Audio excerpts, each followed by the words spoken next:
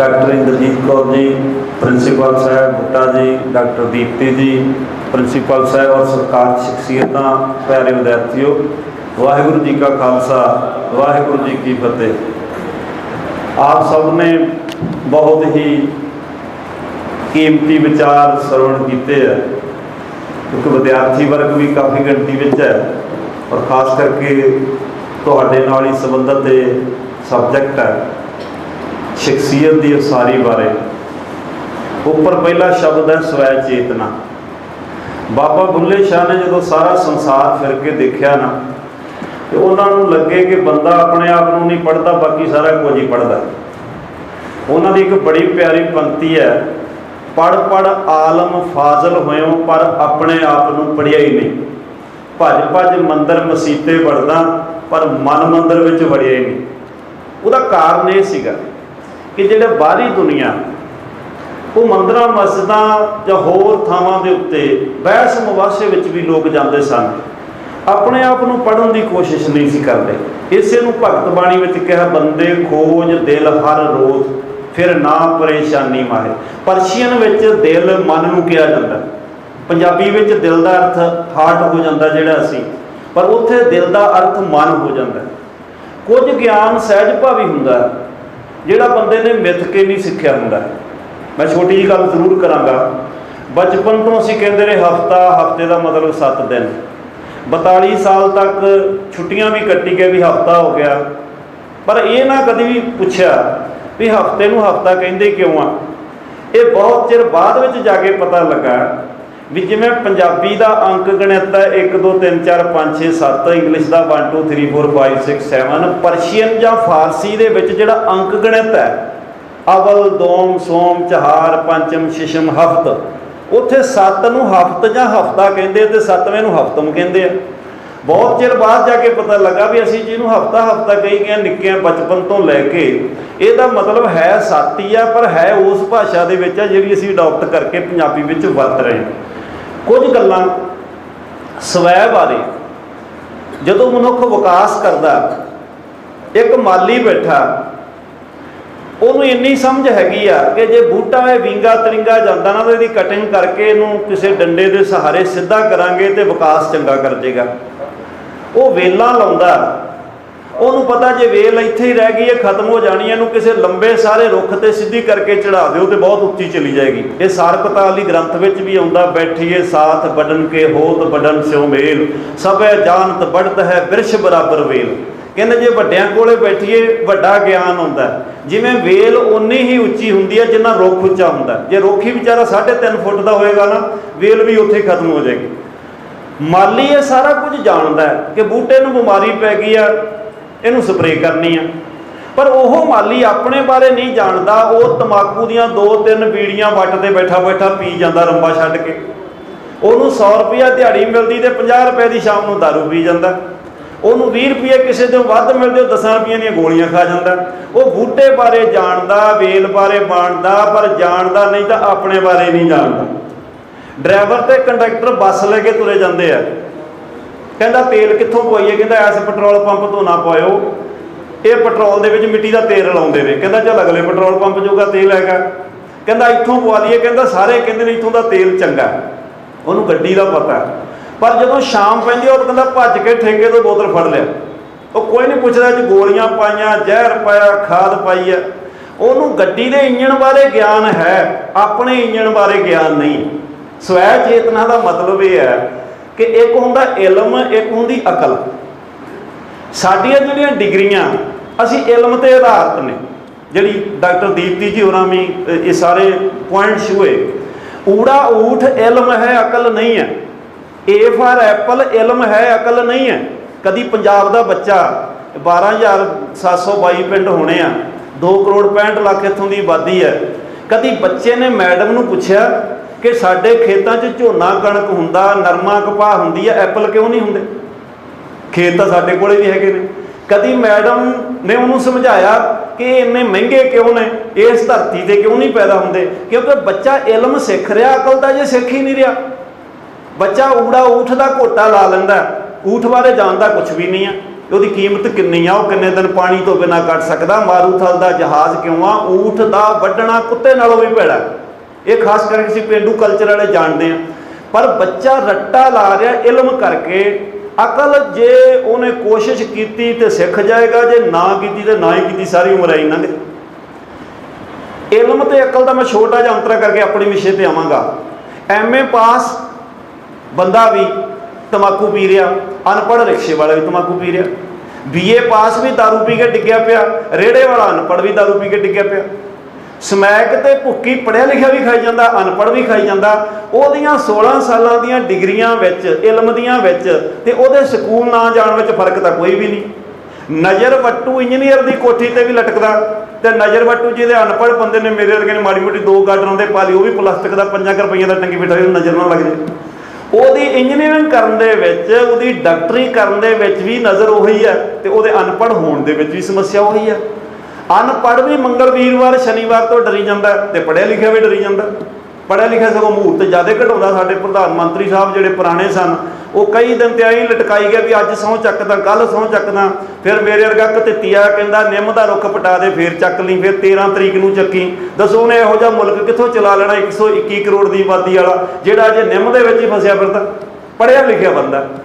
ਇਹ ਜਿਹੜੀ ਖਾਸ ਨੁਕਤਾ ਹੈ ਕਿ ਸਵੈ ਦੀ ਚੇਤਨਤਾ, ਕਿ ਸਵੈ ਬਾਰੇ, ਆਪਣੇ ਆਪ ਬਾਰੇ ਜਾਣਨਾ, ਕਿ ਮੇਰੇ ਕੋਲੋਂ ਕੀ ਗਲਤੀਆਂ ਹੋ ਰਹੀਆਂ ਨੇ, ਕਿੰਨਾ ਕੁ ਮੈਂ ਹਾਲੇ ਤੱਕ ਜਾਣਦਾ, ਕਿੰਨਾ ਕੁ ਮੈਨੂੰ ਜਾਣਨ ਦੀ ਕੋਸ਼ਿਸ਼ ਕਰਨੀ ਚਾਹੀਦੀ ਹੈ, ਕਿ ਮੈਂ ਕਿਹੜੀ ਚੀਜ਼ ਖਾਵਾਂ ਤੇ ਮੈਂ ਚੰਗਾ ਜੀਵਨ ਜਿਉ ਸਕਦਾ, ਕਿਹੜੀ ਮੈਂ ਪੁਸਤਕ ਪੜ੍ਹਾਂ ਤੇ ਮੇਰੇ ਗਿਆਨ ਵਿੱਚ ਵਾਧਾ ਹੋ ਸਕਦਾ। ਇੱਕ ਬੜੀ ਪਿਆਰੀ ਘਟਨਾ, ਕਿਉਂਕਿ ਤੁਸੀਂ ਸਾਰੇ ਵਿਦਿਆਰਥੀ ਹੋ, ਮੈਨੂੰ ਆਪਣਾ ਬਚਪਨ ਯਾਦ ਆ ਗਿਆ। ਅਸੀਂ 6ਵੀਂ ਜਮਾਤ ਤੋਂ ਲੈ ਕੇ 10ਵੀਂ ਜਮਾਤ ਤੱਕ ਰਾਸ਼ਟਰੀ ਗੀਤ ਗਾਉਂਦੇ ਥਾਂ, ਜਨ ਗਣ ਮਨ ਅਧਿਨਾਇਕ ਜੈ ਹੈ ਭਾਰਤ ਭਾਗ ਵਿਧਾਤਾ। 10ਵੀਂ 'ਚ ਪੜ੍ਹਦਿਆਂ ਨੂੰ ਸਾਈਂ ਥੋੜ੍ਹੇ ਜਿਹੇ ਸਿਆਣੇ ਹੋ ਗਏ। ਅਸੀਂ ਕਿਹਾ ਯਾਰ ਇਹਦਾ ਮਤਲਬ ਕੀ ਆ ਜਿਹੜਾ ਅਸੀਂ ਰੋਜ਼ ਹੀ ਗਾਉਂਦੇ ਹਾਂ, ਕਿਉਂਕਿ ਪ੍ਰੇਰ ਰੋਜ਼ਾਨਾ ਹੀ ਅਸੀਂ ਚੌਧਰੀ ਹੁੰਦੇ ਹਾਂ 5-7 ਜਾਣੇ ਜਿਹੜੇ ਗਾ ਲੈਂਦੇ ਸਾਂ, ਬਾਕੀ ਸਾਰੇ ਲਾ ਦੋ ਤੇ ਸਾਰਾ ਸਕੂਲ ਹੀ ਗਾ ਸਕਦਾ। ਇੱਥੇ ਖੜ ਕੇ ਗਾਉਣ ਵਾਲੇ ਹਰ ਸਕੂਲ ਕਾਲਜ ਵਿੱਚ 5-7 ਜਾਣੇ ਹੁੰਦੇ ਆ, ਉਹਨਾਂ ਦਾ ਕੌਨਫੀਡੈਂਸ ਬਣ ਜਾਂਦਾ। ਉਹ ਛੇਤੀ ਕਿਸੇ ਨੂੰ ਲਾਗੇ ਵੀ ਨਹੀਂ ਲੱਗਣ ਦਿੰਦੇ, ਕੋਈ ਲਾਗੇ ਲੱਗਦਾ ਵੀ ਨਹੀਂ। ਇਹ ਹਰ ਸੰਸਥਾ ਦਾ ਇੱਕ ਕਲਚਰ ਇਹੋ ਜਿਹਾ ਡਿਵੈਲਪ ਹੋ ਜਾਂਦਾ। ਕਹਿੰਦੇ ਕਿਹਦੇ ਕੋਲ ਪੁੱਛੀਏ, ਕਹਿੰਦੇ ਪੰਜਾਬੀ ਵਾਲੇ ਮਾਸਟਰ ਕੋਲੋਂ ਪੁੱਛੀਏ। ਇੱਕ ਕਹਿੰਦਾ ਯਾਰ ਉਹ ਤਾਂ ਫੀਮ ਬੜੀ ਖਾਂਦਾ, ਉਹ ਆਪ ਹੀ ਸਾਵਧਾਨ ਨਹੀਂ ਖੜਾ ਹੁੰਦਾ ਸਵੇਰੇ, ਉਹਦੇ ਕੋਲੋਂ ਕੀ ਪੁੱਛਣਾ।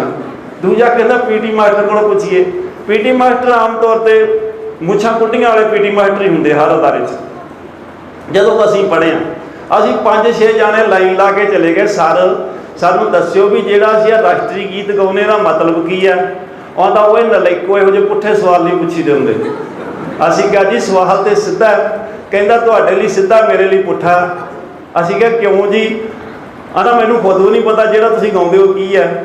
ਆਂਦਾ ਇਉਂ ਕਰੋ ਇਹ ਨਲਾਇਕੋ, ਉਲਟਾ ਸਾਨੂੰ ਨਲਾਇਕ ਕਹਿੰਦਾ ਉਹ ਨਲਾਇਕੋ ਇਉਂ ਸਮਝੋ, ਇਹ ਇੱਕ ਮੰਤਰ ਹੈਗਾ, ਜਦੋਂ ਪੜ੍ਹ ਦੋ ਤੇ ਸਕੂਲ ਲੱਗ ਜਾਂਦਾ। ਸਾਡੇ ਨਾਲ ਸੀ ਪੰਡਤਾਂ ਦਾ ਮੁੰਡਾ, ਉਹਦਾ ਕੱਦ ਹੁੰਦਾ ਸੀ ਸਭ ਤੋਂ ਵੱਡਾ। ਕਹਿੰਦਾ ਸਰ ਜੀ ਫਿਰ ਟੱਲੀ ਤਾਂ ਉਦੋਂ ਵੱਡਾ ਮੰਤਰ ਆ, ਜਦੋਂ ਖੜਕ ਜਾਂਦੀ ਸਾਰੇ ਸਕੂਲ ਨੂੰ ਛੁੱਟੀ ਹੋ ਜਾਂਦੀ ਹੈ। ਕਹਿੰਦਾ ਉਹ ਜੱਟਾਂ ਨੇ ਮੁੰਡਿਆਂ ਨੂੰ ਕੁੱਟ ਪਾਉਣ ਵਾਸਤੇ ਨਾਲ ਲਿਆ, ਪਿਛਲਪੁਰੀ ਭਾਜੋ ਗਾਓ, ਮੇਰੇ ਕੋਲ ਨਾ ਆਇਓ। ਖੈਰ ਜਦੋਂ ਮੈਂ ਖੁਦ ਟੀਚਿੰਗ ਲਾਈਨ 'ਚ ਗਿਆ, ਮੈਂ ਇਹਦੇ ਅਰਥ ਸਮਝਣ ਨਹੀਂ, ਮੈਂ 2 ਮਿੰਟ ਵਿੱਚ ਹੀ ਇਹ ਕਰਕੇ ਗੱਲ ਗਾਂਹ ਕਰਾਂਗਾ, ਕਿਉਂਕਿ ਵਿਦਿਆਰਥੀ ਵਰਗਾ ਕੱਲ੍ਹ 15 ਅਗਸਤ ਤੇ ਸਾਰੇ ਹੀ ਪੰਜਾਬ ਵਿੱਚ ਇਹ ਗਾਇਆ ਜਾਣਾ। ਪਰ ਕਿਸੇ ਵੀ ਮੁੱਖ ਮਹਿਮਾਨ ਨੂੰ ਕੰਨ 'ਚ ਜਾ ਕੇ ਪੁੱਛਿਓ ਵੀ 2.5 ਮਿੰਟ ਸਾਵਧਾਨ ਖੜੇ ਹੋ ਕੇ ਜਿਹੜਾ ਗਾਇਆ ਇਹਦਾ ਮਤਲਬ ਕੀ ਸੀ, ਉਹਨੇ ਸਾਡੇ PT ਮਾਸਟਰ ਵਾਲਾ ਹੀ 90% ਨੇ ਜਵਾਬ ਦੇਣਾ। ਅਰਥ ਬੜੇ ਸਿੱਧੇ ਜਿਹੇ ਆ। ਮੈਂ ਗੁਰਮੁਖ ਦਾ ਵਿਦਿਆਰਥੀ ਹੋਣ ਦੇ ਨਾਤੇ, ਜਨ ਲੋਕ ਨੂੰ ਕਹਿੰਦੇ ਨਾ ਮੋਹੇ ਨਾ ਵਿਸਾਰੋ ਮੈਂ ਜਨ ਤੇਰਾ, ਬੰਦਾ ਲੋਕ ਜਨ ਗਣਨਾ। ਗਣ ਦਾ ਮਤਲਬ ਹੁੰਦਾ ਗਿਣਤੀ। ਗਣ ਗਣ ਜੋਤਕ ਕਾਂਡੀ ਕੀਨੀ ਗੁਰੂ ਨਾਨਕ ਪਾਤਸ਼ਾਹੀ ਦਾ ਸ਼ਬਦ ਹੈ।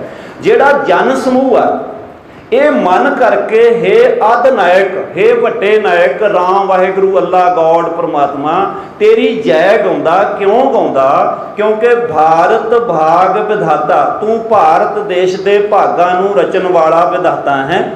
ਪੰਜਾਬ ਸਿੰਧ ਅੱਗੇ ਸਾਡੀਆਂ ਸਟੇਟਾਂ ਨੇ, ਪੰਜਾਬ ਸਿੰਧ ਗੁਜਰਾਤ ਮਰਾਠਾ ਦਰਾਵੜ ਕਰਨਾਟਕਾ ਨੂੰ ਕਹਿੰਦੇ ਨੇ, ਉਤਕਲ ਉੜੀਆ ਨੂੰ ਕਹਿੰਦੇ ਨੇ, ਬੰਗ ਬੰਗਾਲ ਨੂੰ ਕਹਿੰਦੇ ਨੇ। ਜਦੋਂ ਅਸੀਂ ਨਿੱਕੇ ਸਾਂ ਅਸੀਂ ਸਮਝਦੇ ਹਾਂ ਬੰਗ ਦਾ ਮਤਲਬ ਜਿਹੜੀ ਔਰਤਾਂ ਮੈਡਮਾਂ ਨੇ ਹੱਥਾਂ ਵਿੱਚ ਬੰਗ ਪਾਈ ਆ, ਇਹਦੇ ਲਈ ਇੱਕ ਗੁਰੂ ਗੋਬਿੰਦ ਸਿੰਘ ਦਾ ਸ਼ਬਦ ਹੈ, ਬੰਗ ਕੇ ਬੰਗਾਲੀ ਫਿਰੰਗ ਕੇ ਫਿਰੰਗੀ ਵਾਲੀ, ਦਿੱਲੀ ਕੇ ਦਿਲ ਵਾਲੀ, ਤੇਰੀ ਆਗਿਆ ਮੈਂ ਚਲਤਾ ਹੈ। ਬੰਗ ਦਾ ਮਤਲਬ ਬੰਗਾਲ, ਬੰਗਾਲ ਦੇ ਬੰਗਾਲੀ ਲੋਕ। ਅੱਗੇ ਜਿਹੜੀਆਂ ਦਰਾਵੜ, ਉਤਕਲ, ਬੰਗ, ਵਿੰਧ, ਹਿਮਾਚਲ, ਯਮਨਾ, ਗੰਗਾ, ਵਿੰਧਿਆਚਲ ਤੋਂ ਲੈ ਕੇ ਹਿਮਾਚਲ ਤੱਕ ਇਹ ਜਿਹੜੀਆਂ ਯਮਨਾ ਤੇ ਗੰਗਾ ਦੀਆਂ ਲਹਿਰਾਂ ਨੇ, ਇਹ ਉਛਲ ਉਛਲ ਕੇ ਗਾ ਰਹੀਆਂ ਨੇ। ਕੀ ਗਾ ਰਹੀਆਂ ਨੇ? ਤਬ ਸ਼ੁਭ ਨਾਮੇ ਜਾਗੇ, ਤੇਰੇ ਸ਼ੁਭ ਨਾਮ ਦੀ ਜਾਗਰਤੀ ਦਾ ਗੀਤ। ਤਬ ਸ਼ੁਭ ਆਸ਼ਿਸ਼ ਮੰਗੇ, ਤੇਰੇ ਕੋਲੋਂ ਆਸ਼ਿਸ਼ ਕਹਿੰਦੇ ਅਸੀਸਾਂ ਨੂੰ, ਤੇਰੇ ਕੋਲੋਂ ਸ਼ੁਭ ਅਸੀਸਾਂ ਮੰਗਦੇ ਨੇ। ਗਾਏ ਤਬ ਜੈ ਗਾਥਾ, ਇਸ ਲਈ ਤੇਰੀ ਜੈ ਦੀ ਗਾਥਾ ਗਾਉਂਦੇ ਨੇ। ਹੇ ਜਨ ਗਣ ਮੰਗਲਦਾਇਕ, ਮੰਗਲ ਕਹਿੰਦੇ ਖੁਸ਼ੀ ਨੂੰ, ਆਵੋ ਮੀਤ ਪਿਆਰੇ ਮੰਗਲ ਗਾਵੋ ਨਾਰੇ। ਹੇ ਮੰਗਲਦਾਇਕ, ਹੇ ਖੁਸ਼ੀ ਦੇਣ ਵਾਲੇ, ਆਨੰਦ ਦੇਣ ਵਾਲੇ, ਗੌਡ ਅੱਲਾ ਰਾਮ ਵਾਹਿਗੁਰੂ, ਤੇਰੀ ਜੈ ਹੋਵੇ, ਕਿਉਂਕਿ ਤੂੰ ਭਾਰਤ ਦੇਸ਼ ਦੇ ਭਾਗਾਂ ਨੂੰ ਰਚਣ ਵਾਲਾ ਹੈ। ਗੱਲ ਤੇ ਛੋਟੇ ਜਿਹੇ ਨੁਕਤੇ ਦੀ ਆ, ਪਰ ਜਦੋਂ ਉਹਦੇ ਬਾਰੇ ਗੱਲ ਹੋਵੇ ਹੀ ਨਾ, ਕਿਸੇ ਪ੍ਰੇਅਰ ਵਿੱਚ ਨਾ ਹੋਵੇ, ਕਿਸੇ ਸੈਮੀਨਾਰ ਵਿੱਚ ਨਾ ਹੋਵੇ, ਤੇ ਬੱਚਿਆਂ ਨੂੰ ਵੀ ਇੰਝ ਹੀ ਲੱਗਦਾ ਵੀ ਜਿਵੇਂ ਦੂਜੇ ਮੰਤਰ ਨੇ ਐਵੇਂ ਇਹ ਮੰਤਰ ਹੈ। ਦਰਅਸਲ ਮੰਤਰ ਨਹੀਂ, ਇੱਕ ਫਿਲਾਸਫੀ ਆ। ਔਰ ਇਸੇ ਤਰ੍ਹਾਂ ਸਵੈ ਚੇਤਨਾ ਦੇ ਵਿੱਚ ਤੇ ਮਨੁੱਖੀ ਵਿਕਾਸ ਦੇ ਵਿੱਚ ਮੈਂ ਜਦੋਂ ਸਵਾਲ ਪਾਉਣਾ ਹੁੰਦਾ ਨਾ ਬੱਚਿਆਂ ਨੂੰ, ਮੈਂ ਕਹਿੰਦਾ ਹੁੰਦਾ ਆਲੂ ਮਟਰਾਂ ਦੀ ਸਬਜ਼ੀ ਤੇ ਮਟਰ ਆਲੂਆਂ ਦੀ ਸਬਜ਼ੀ 'ਚ ਕੀ ਫਰਕ ਆ? ਬੱਚੇ ਕਹਿੰਦੇ ਕੋਈ ਫਰਕ ਨਹੀਂ, ਵੀ ਆਲੂ ਮਟਰਾਂ ਦੀ ਹੋਈ ਜਾਂ ਮਟਰ ਆਲੂਆਂ ਦੀ ਹੋਈ। ਮੈਂ ਕਹਿੰਦਾ ਹੁੰਦਾ ਇੱਕ ਸਾਹਿਤਕ ਨੁਕਤਾ ਹੈਗਾ, ਜੇ ਆਲੂ ਮਟਰਾਂ ਦੀ ਸਬਜ਼ੀ ਆਲੂ ਜ਼ਿਆਦਾ ਨੇ ਮਟਰ ਥੋੜ੍ਹੇ ਨੇ, ਜਿਹੜੇ ਕਹਿੰਦੇ ਮਟਰ ਆਲੂਆਂ ਦੀ ਸਬਜ਼ੀ ਉਹ 'ਚ ਮਟਰ ਜ਼ਿਆਦਾ ਨੇ ਆਲੂ ਥੋੜ੍ਹੇ ਨੇ। ਸੜਕ 'ਚ ਸਪੀਡ ਬ੍ਰੇਕਰ ਹੁੰਦੇ ਆ, ਸਪੀਡ ਬ੍ਰੇਕਰਾਂ 'ਚ ਸੜਕ ਨਹੀਂ ਹੁੰਦੀ। ਇਹ ਵੱਖਰੀ ਗੱਲ ਆ, ਪੰਜਾਬ ਦੇ ਵਿੱਚ ਸਪੀਡ ਬ੍ਰੇਕਰਾਂ 'ਚ ਸੜਕ ਆ ਕਿ ਜਦੋਂ ਤੁਸੀਂ ਅੰਮ੍ਰਿਤਸਰ ਤੋਂ ਮੋਗੇ ਨੂੰ ਆਏ 3 ਘੰਟਿਆਂ 'ਚ ਆਏ, ਇੰਨੇ ਕੁ ਸਪੀਡ ਬ੍ਰੇਕਰ ਨੇ, ਸੜਕ ਥੋੜ੍ਹੀ ਆ ਤੇ ਸਪੀਡ ਬ੍ਰੇਕਰ ਜ਼ਿਆਦਾ ਨੇ। ਪਰ ਓਵਰਆਲ ਸਪੀਡ ਬ੍ਰੇਕਰ ਸੜਕ ਦੇ ਵਿੱਚ ਹੁੰਦੇ ਨੇ, ਤਾਂ ਕਿ ਸਪੀਡ ਬ੍ਰੇਕਰ ਥੋੜ੍ਹੇ ਹੁੰਦੇ ਨੇ ਤੇ ਸੜਕ ਜ਼ਿਆਦਾ ਹੁੰਦੀ ਹੈ।